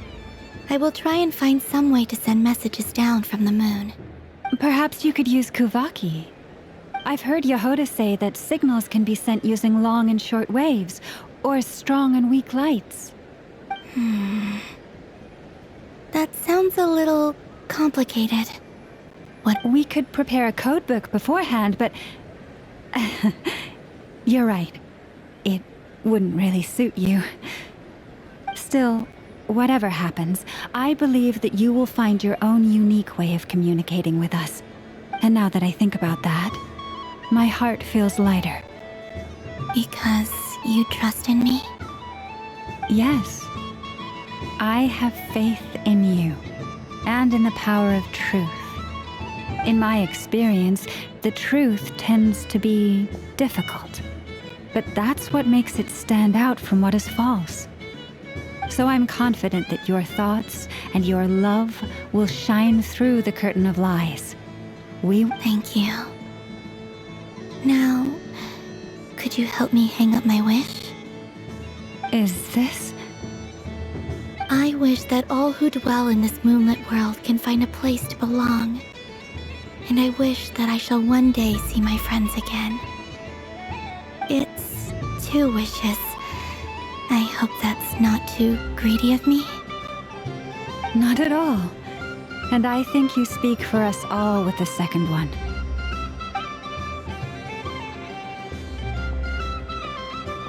I shall continue to pray until the day that all of these wishes come true.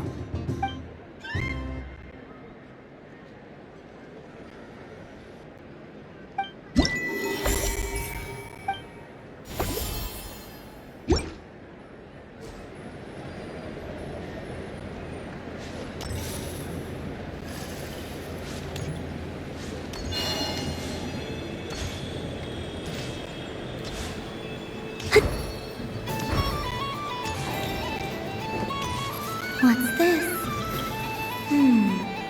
Should I give it a try?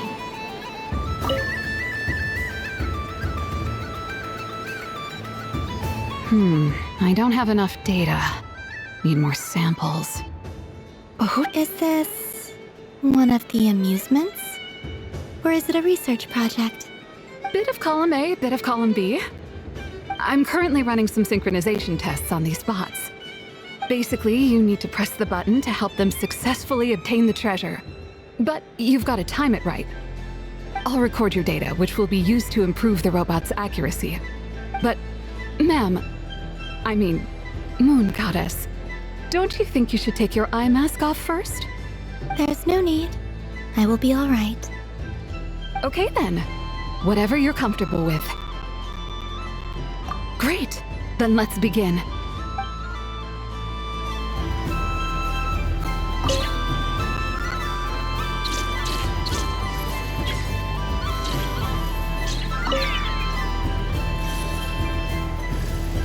Would you like to try again?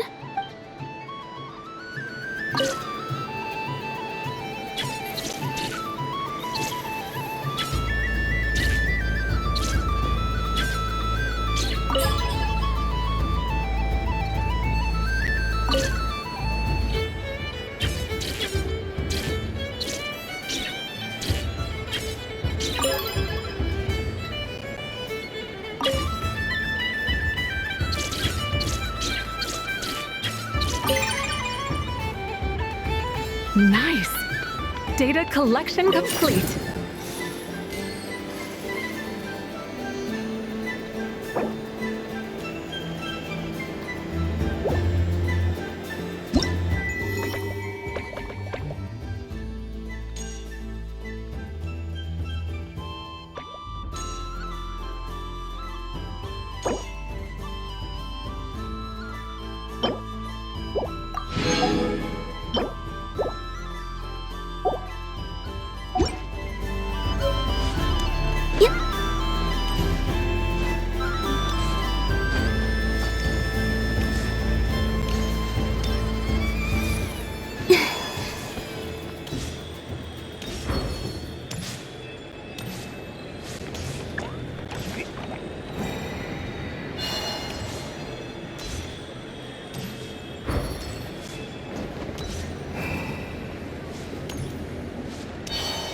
What's this?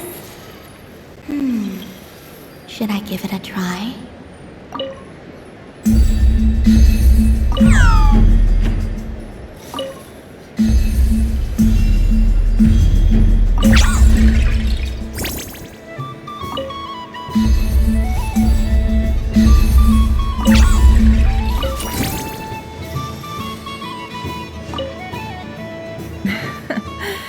That was fun.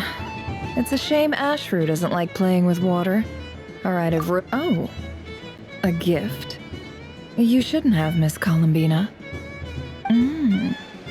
Very nice indeed. Candy is one of many luxuries that the desert folk could never afford. How I yearned for candy when I could not have it. Yet, now that it is readily available to me, I never seem to crave it. May your moon prayer night be one free from regrets.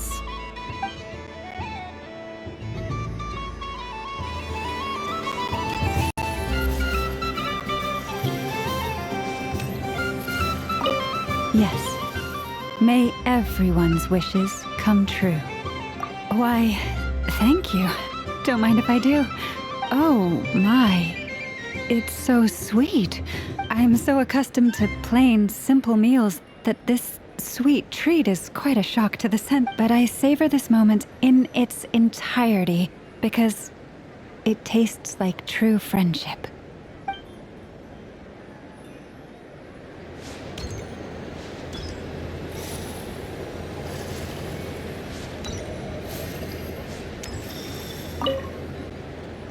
Miss Liliki! A kitten's been following you all this time. Oh, so it has. Hello there, little kitty.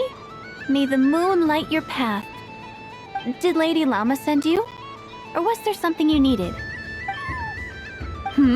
You'd like some moon prayer candies? No? I believe it wants that box. The one with the moon prayer candies in it. Oh, I see. Here, kitty. Come on. Here. Thank you, Lady Mr. Cantor, did you see that young lady dressed as the moon goddess? When did she leave? Sorry, no, I was looking at... I was watching the... cat. I see. The resemblance was uncanny. She seemed like the true Lady Kutar, the one who guides souls.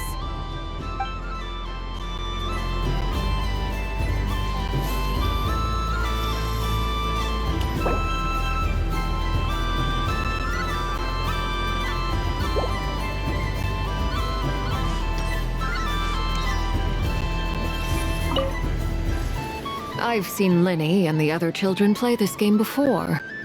It would seem that it's not a bad way to relax, once in a while. Candy? Would you mind if I took a handful extra? I'm sure the children will enjoy them. I must say, Columbina, you really have changed. You never used to show this much consideration for other people, even when prompted. I'm sure Sandrone would agree when I say, I like the present version of you better.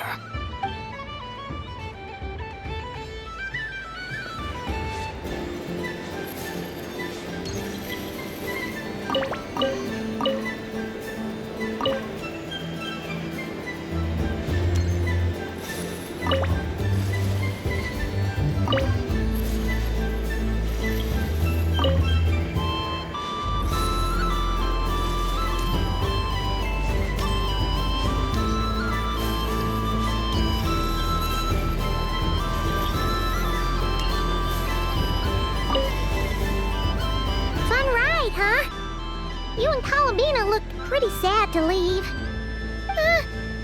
This isn't gonna make Paimon dizzy, is it? Oh, candy for us? Thanks a bunch, Columbina. Don't mind if we do. Whoa, this one's intense. But it's so tasty. What about you, Traveler? How does yours taste? Oh, sounds good. Paimon's drooling now. Are there any more Smatna candies in the box? Yes, I believe so. Okay, gotcha. Let's see.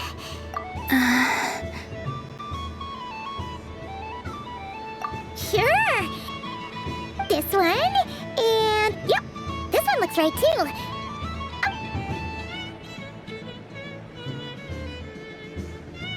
Here we go. One per person. It's so sweet.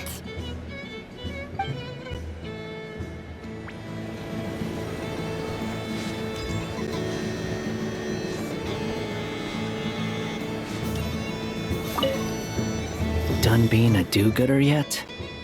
Thanks for coming here with me, Hat Guy. Are there any games you'd like to play? It's your turn to pick. Why does that hamster think you've grown up? You haven't changed at all. I know you don't mean that. You're just taking the opportunity to make fun of me, aren't you? Even if you won't admit that taking some time to compose yourself is important, I can see that you're doing it in practice. Otherwise, you'd have taken off your hat and flown away by now. Looks like Albedo's socialization program has been far more useful to you than all those Vahumana textbooks. A moon prayer candy for me? Huh, thank you. It smells like baked apples and butter.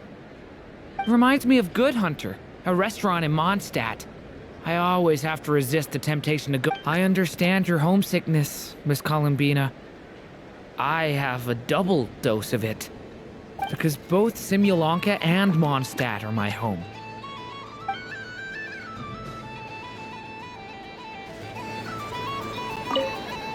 Done being a do-gooder. Thanks for coming here. Are there any... Why does that... I know you don't... Even if you won't admit... Otherwise, you'd have... Looks like Albedo's socialization program has... I thought you'd actually spend your precious time doing something more worthwhile.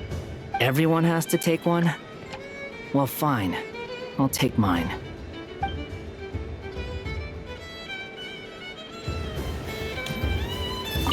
Happy Moon Prayer Night, adventurers. May you have a lovely evening.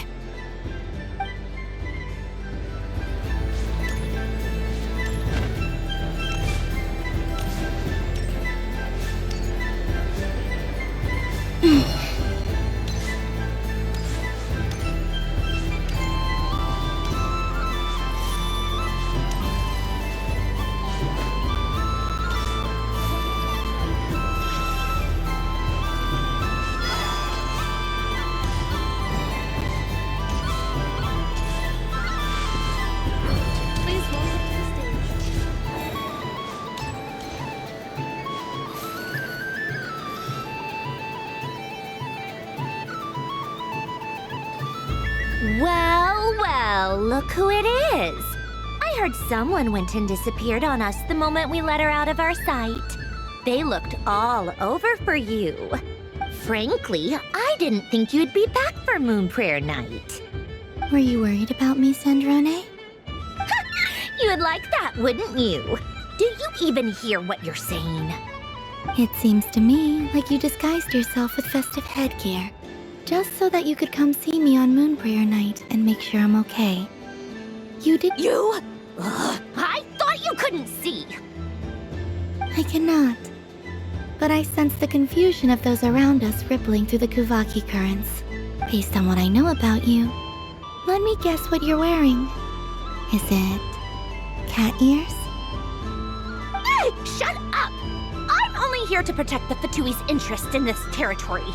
Running into you was pure bad luck. Really? But you were the one who asked Arlecchino to help everyone find my name. Columbina! Ugh! Just one more word, and I'll unscrew your vocal cords. It's Columbina Hyposelenia now. Tell someone who cares. I've missed you, Sandrone. The whole time I was gone, I was thinking. I hope I get a chance to say some ugly words to you. Is that supposed to be a joke? Anyway, let's go play that game. What? You mean that frostfin whale? Yes. It's some kind of game where you get bitten if you step on the wrong tooth. seems like fun. Who in their right mind would wanna? Because you're not a scaredy cat. Fine! You wanna play? Let's play. Don't complain when I kick your sorry butt. Lovely. You old geezer! I'm gonna beat the pants off you! Just you watch! I almost forgot. Sandrone? What is it now? You'd better not lose, or I'm going to beat your head in.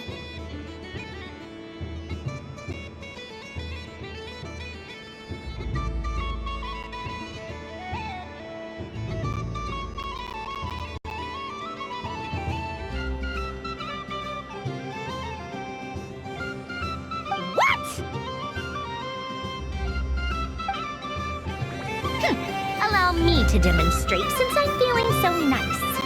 You just step on the teeth, like this.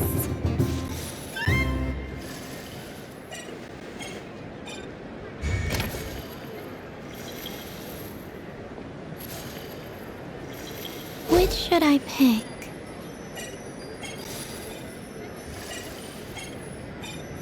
Your turn, Sandrone.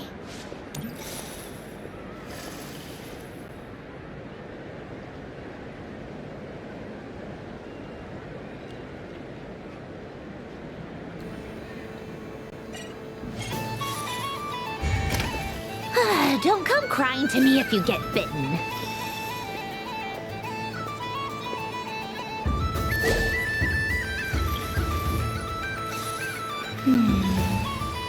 I'm getting a bad feeling from this one. Sensing Kuvaki doesn't count as cheating, right? I want to switch. There are less and less teeth remaining.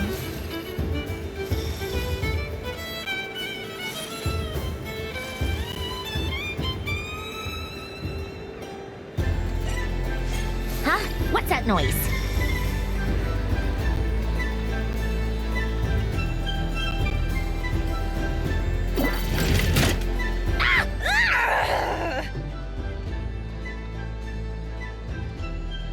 I think you might have picked a bad tooth, Sandrone.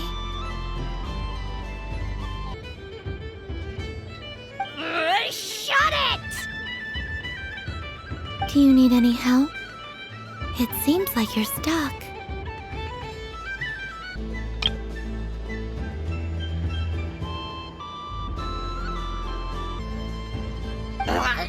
No!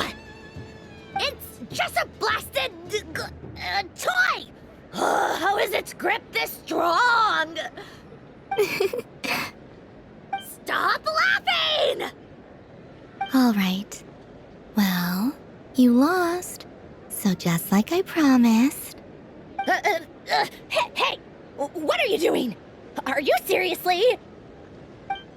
Hiya! Why, you... Oh, just you wait!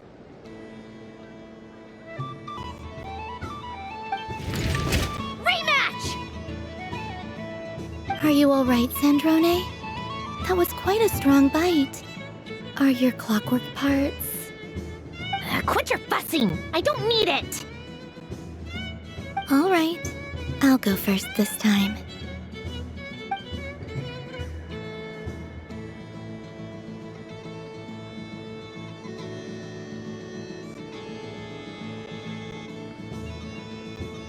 I see it now. She can sense which teeth are rigged. So I just need to avoid the same ones that she does.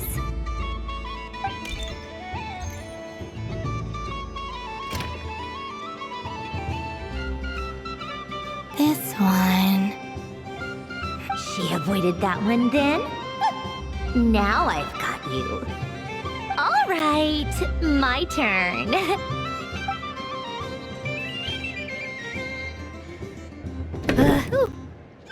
What? Looks like you lost again, Sandrone.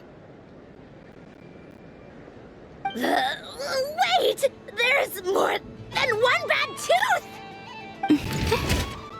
Bonk.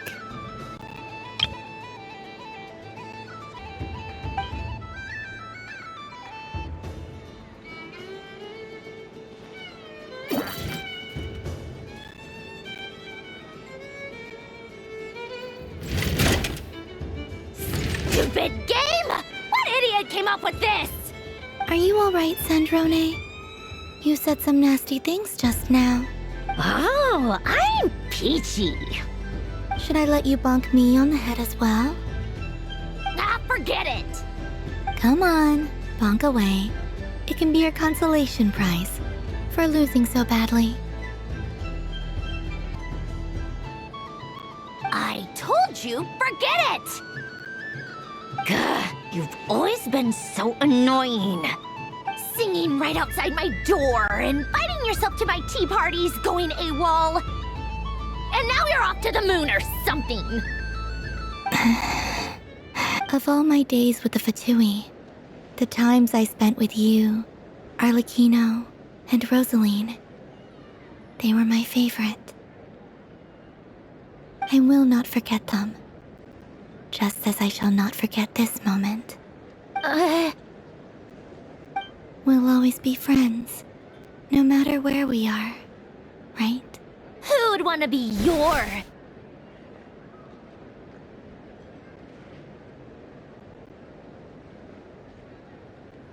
I'll miss you, Sandrone.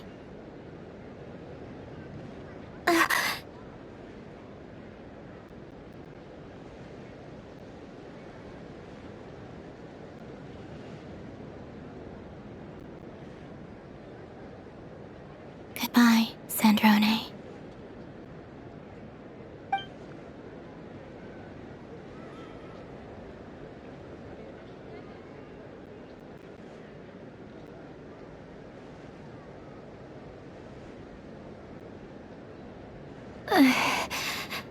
I'll miss you too, Columbina. Sorry, what was that? Ah! Ah!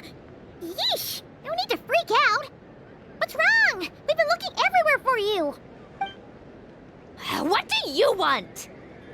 Oh, nice ears.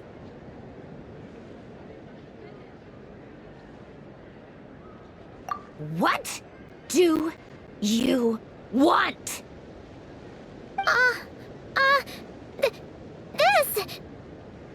Huh? It's your turn to draw something. You're one of her friends too, aren't you?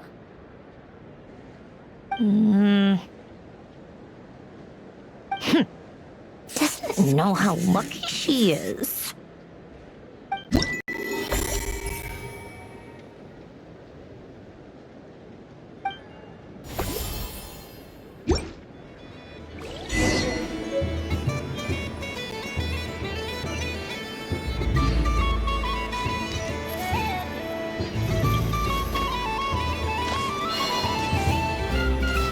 Show will now begin.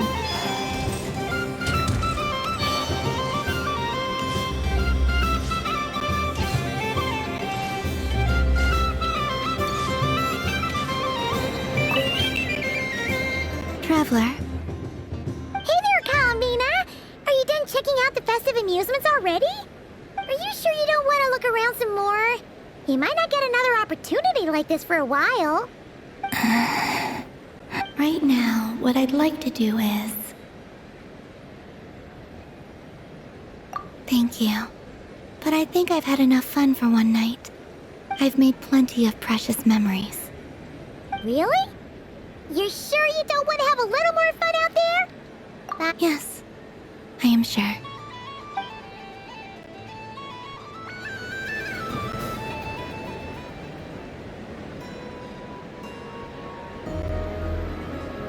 This was the most fun I've ever had on a moon prayer night. Everywhere I went, people were saying, "Welcome home," and there were friends at every turn. I only wish it could last longer than one night. Oh. Yes, you're right. The moon prayer blossoms. Ooh, look! Look! Moon prayer night has come.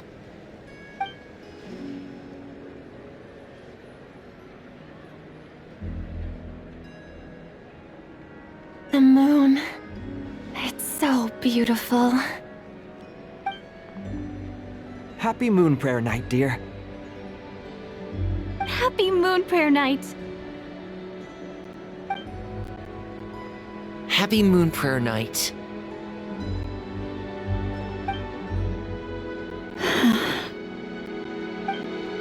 Aww. Huh.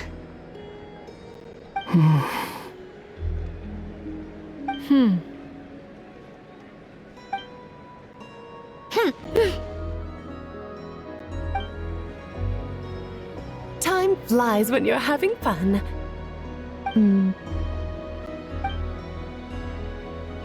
Oh. Looks like the time has come. Columbina. You're heading off, then? Yes, to the ruins you mentioned. And from there, back home to the moon. Wait! Aino? At least... Take one of our craft shop's crumb cookies up to the moon with you. You know, for a snack. Sure, why not? The Curatorium of Secrets believes in proper farewells. No story should be left without a satisfactory endnote. Never. Farewells are an important affair for the Ratniki, too. We never know when we might meet again. Haha! And here I thought grand farewells wouldn't suit tonight's mood. But I suppose friendly passion is not to be stopped, eh?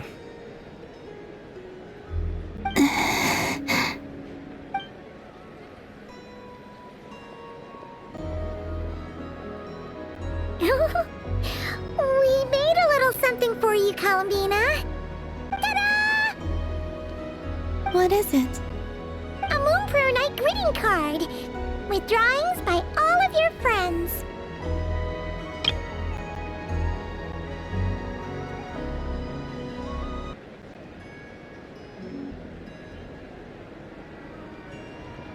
You did mention that you'd like a portrait done, so I took the liberty of creating one for you. I, meanwhile, did the portrait of Mr. Albedo, and Mr. Varka did the same for me.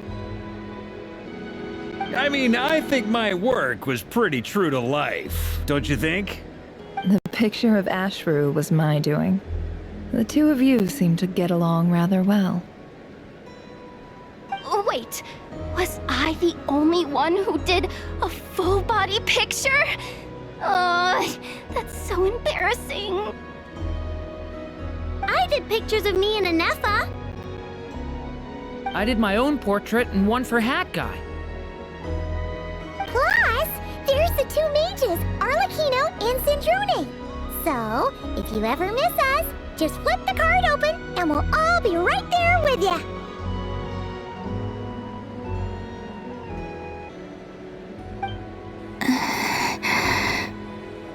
I don't know what to say. Thank you so much, everyone. This whole Moon Prayer Night was more than I could have ever asked for. It is the greatest gift I have ever received. Lama, I figured it out. Remember how the Frost Moon Scions used to use milk as invisible ink to write hidden messages? That was a very long time ago. Oh, are you saying? Yes. When I miss you all, I shall use moonlight in the same way, to write words that only you can see upon the moon itself. Wow, that sounds lovely. Quite. But how will we see them? Simply open your windows on nights when the moon shines bright, and the moonlight will naturally flow towards the words I have written. That sounds most fitting indeed. Very true to form. I'll try to write them in places that won't disturb your sleep. I, for one, would sleep all the better for having read one of your messages before settling down for the night. Exactly. So don't worry about disturbing anyone's sleep. Just promise you'll write to let us know you're okay, all right? All right. I promise.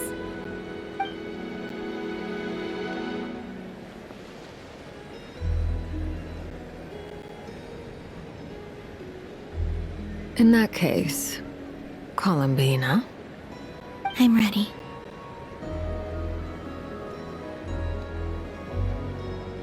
Very well. Let's go.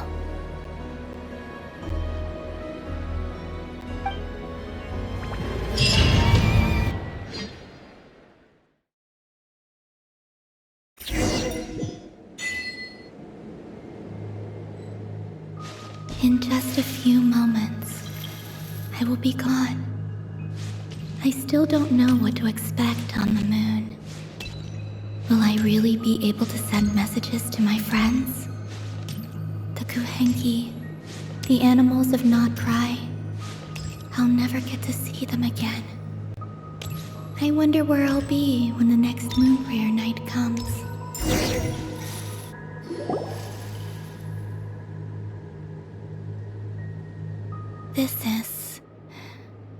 This is where the people of Hyperborea used to communicate with the moons.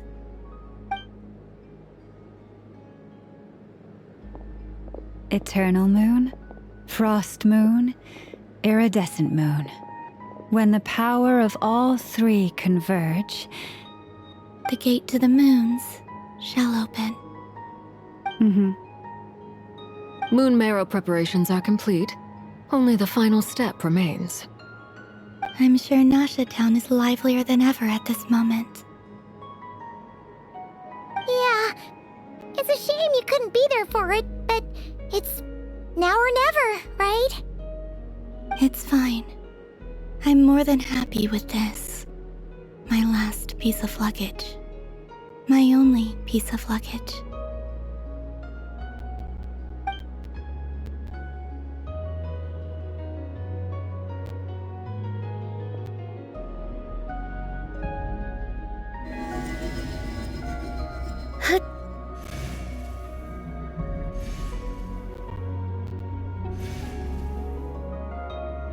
I can already feel the moon calling to me.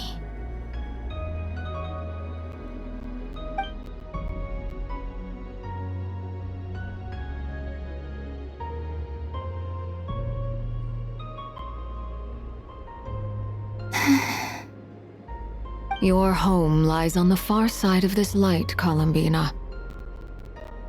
From now on, we will at last have a reason to pray to the true moon.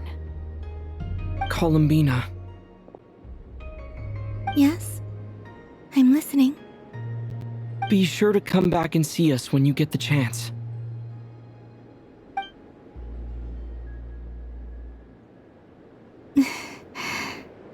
Of course.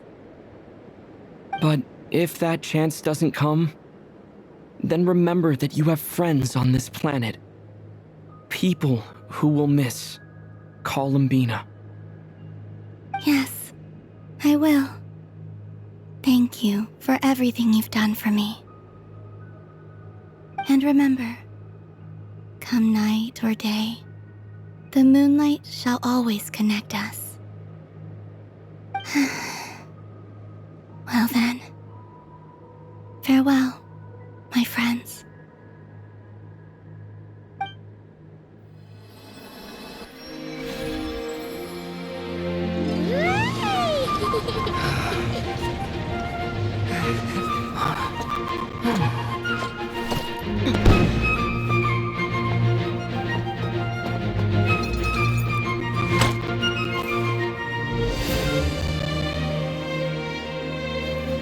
Thank you. This was my happiest night in Teyvat.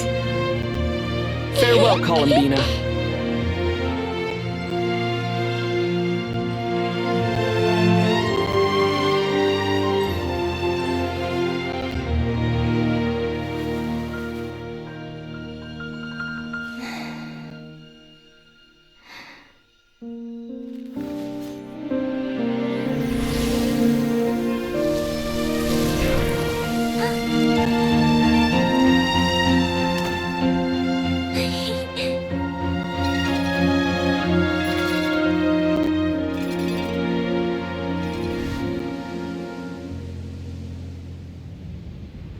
The moon really is closer than ever tonight.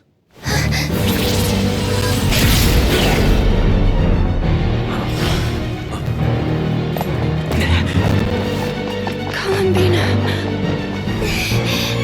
All 3 moons in one place. Time for one final experiment. Reason, life, death, time and space. They all believed I would fail.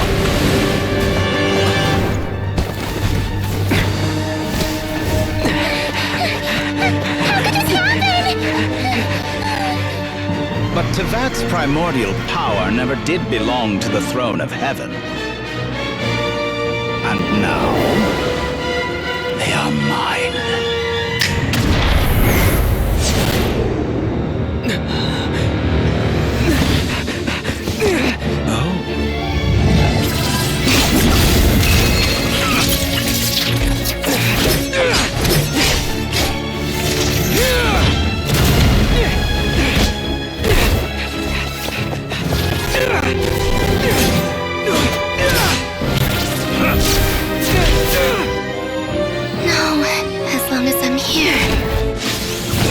Is free to wield the 3 moons' power.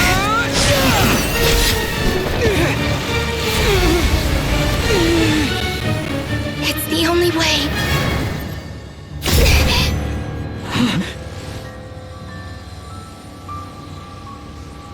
I guess I won't be going home today. Columbina! No!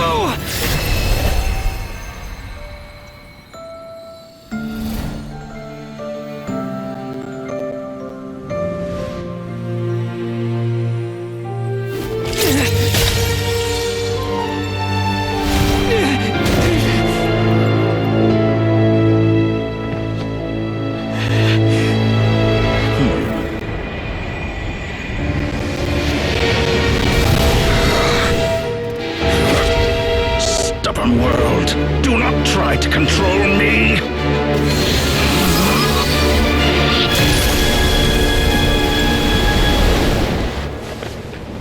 Columbina.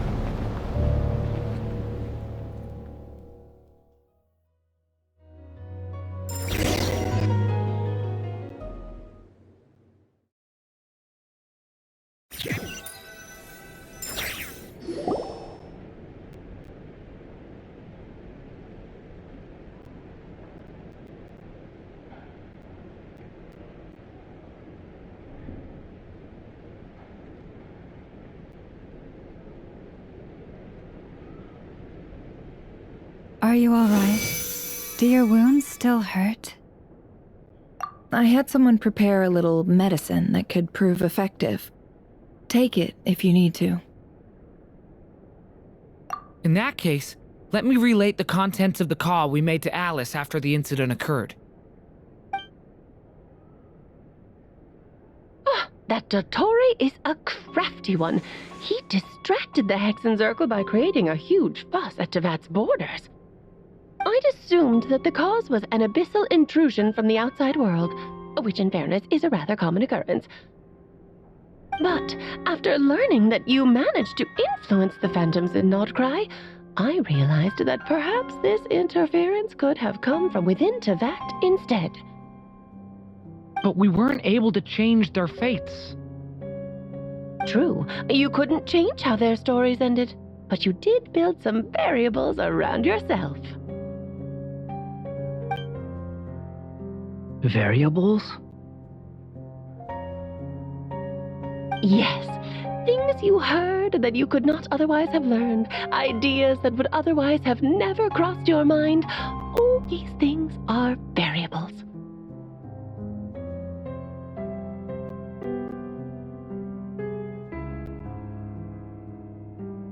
Of course, most variables usually pale into insignificance with the myriad of possibilities floating around.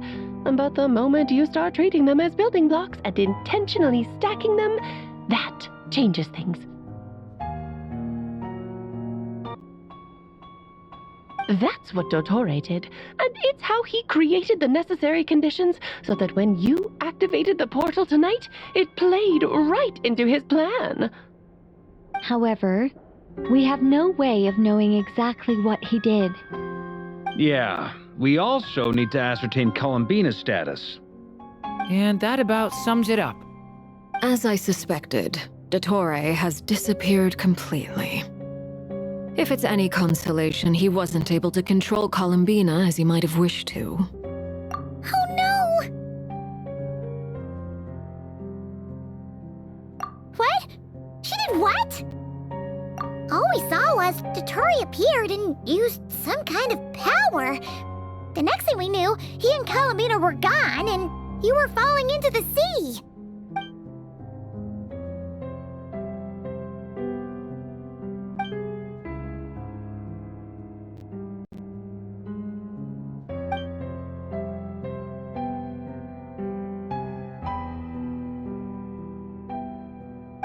So, Columbina intentionally opened the Moon Gate and escaped into the same mysterious world as Rerir and Thalindis.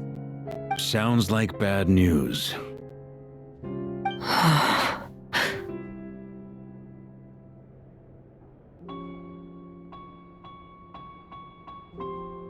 Seen in that way, the trilunar syzygy and Rerir's emergence, Dottore might have been pulling the strings in both cases. According to Miss Alice, he is attempting to transcend his destiny and finish an experiment that only a god might complete. An utter lunatic. Wait a sec, where's Hat Guy? Seems like he'd want to be here for this. He took off with the Dodo communication device after we spoke to Alice. He said he had a hunch that he wanted to investigate by himself. The look on his face was terrifying. I've never seen him like that before.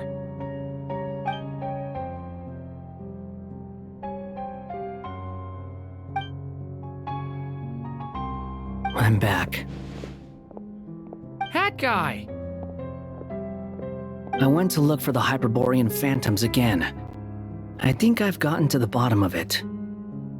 I got them to talk to Nicole on the other end of the communications line. Turns out, the history they describe is different from how Nicole remembers it.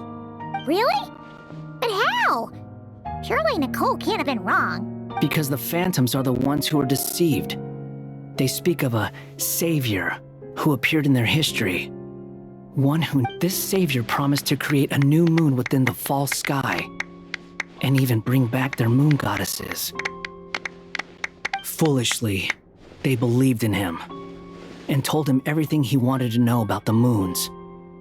It's obvious that this was Dottore's doing.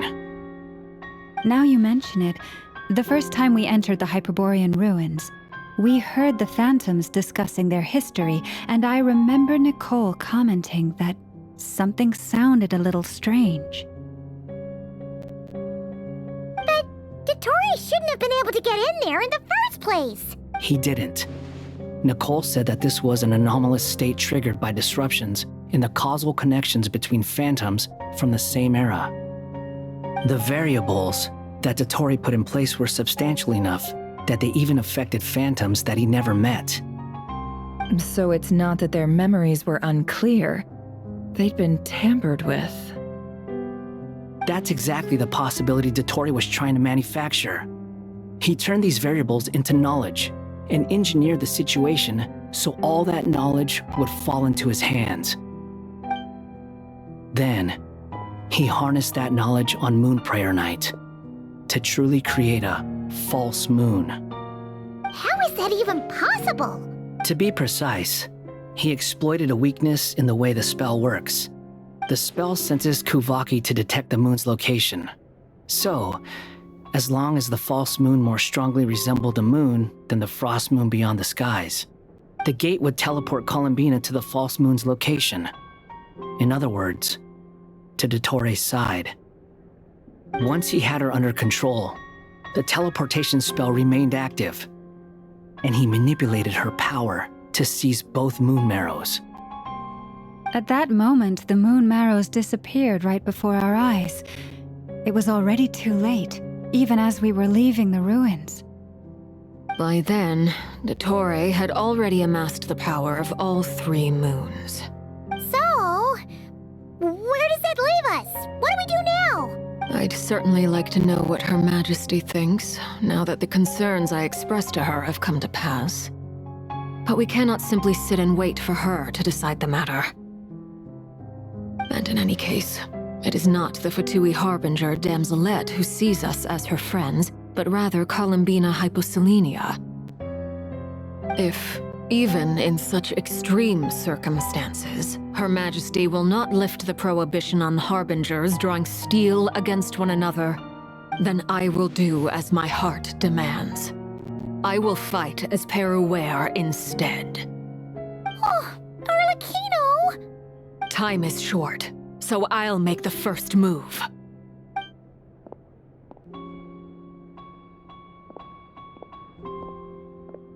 Whew. Even Arlecchino seems to be losing her cool now.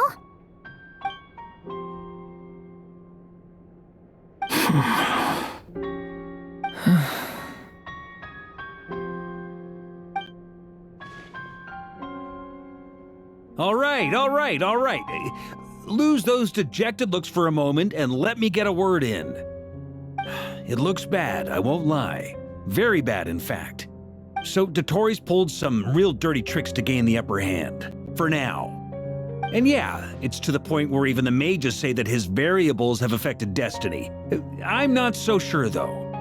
Many have told me that Tevat's destiny is fixed, and that does appear to be the case. Well, what makes Dottori so sure he'll be the exception? And since he was able to stack these variables up, who's to say we can't do the same? You of all people should not be discouraged, traveler from afar. This isn't over yet. And you're not alone in that. Everyone here does, whether they've spoken thus far or not. But none of us are the type to sit back and wait for the sun to shine again. That's exactly how a knight should roll. If they knock you down, you get back up and get back in it. Don't forget, Honorary Knight, you're a legitimate member of Mondstadt too. Mark is right. This is far from over. Dottori's already way overdue a butt-kicking given his past shenanigans. And after this, he's earned himself a double dose. That's what I'm talking about. How's everyone else feeling? I'll use Kuvaki to investigate Columbina's whereabouts. I'm not ready to give up either. Leave the intel gathering to me. Whatever happens within Nodcry's borders, when the Curatorium of Secrets wants to be in the know, we always find a way. Aino and I will do all we can to support you. We will attempt to reverse engineer Dottori's actions and seek a breakthrough that way. Alice and Nicole are busy dealing with an emergency at Tevat's borders, so they can't return just yet. But they're both very angry about this. They've asked Albedo and me to act on the Hexen Circle's behalf and do everything in our power to fight back against Dottori. Are you ready then? We're going to have to conduct a lot of research, even in the early stages. I'll do my best. As for me, I'm pretty familiar with Dottori's way of doing things, so I can try to predict his next move. Nice! Looks like we have our basic division of labor. I'll get in touch with Flins and Itlua, get them to have a chat with their Starshiner. It couldn't hurt to bring the Lightkeepers on board as well. At the same time, I'll pass on instructions to the Knights present in Nodcry to assist the Lightkeepers and other organizations in ensuring the safety of those living here. Yeah! We'll show him! That's it then. Good luck, everyone.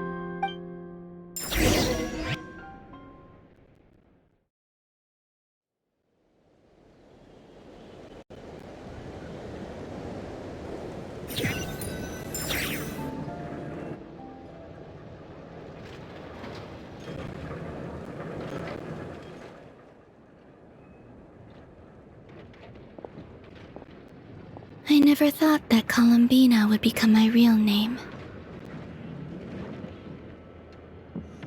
It went from being a Fatui code name to something my friends call me.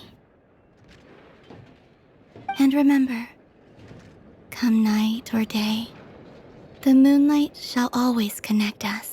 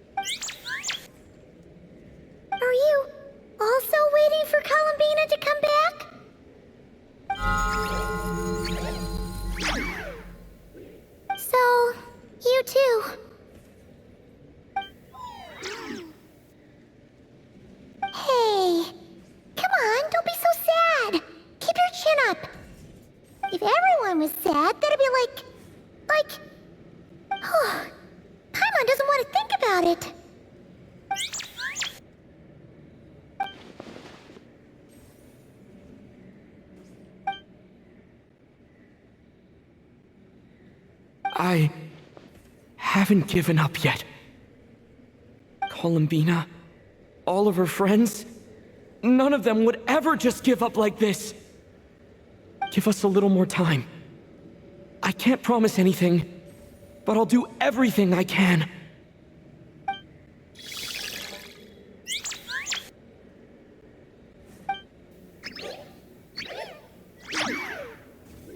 Are they cheering for us?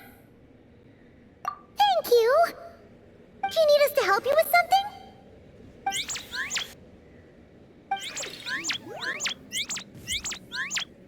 This Kohenki! Paimon thinks she looks a little flustered. Why don't you play something? If they hear a familiar melody, maybe they'll calm down a little bit.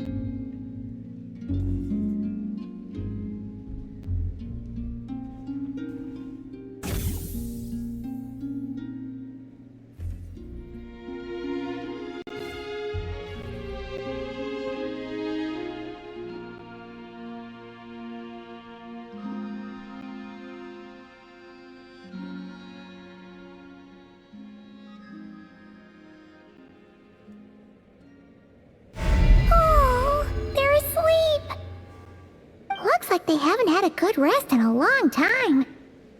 Shh, let's leave.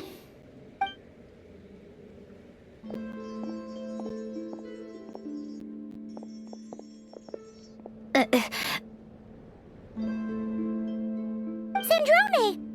What are you doing here? What? Am I not allowed to take walks now? Thought as much. No such thing as a free miracle, you know. Hey, which way are you headed? Paimon means we don't see much of each other. Maybe we could join you for a bit. Let's not. I'm not in a good mood today, and don't have anything nice to say. Besides, comfort is the last thing this place needs.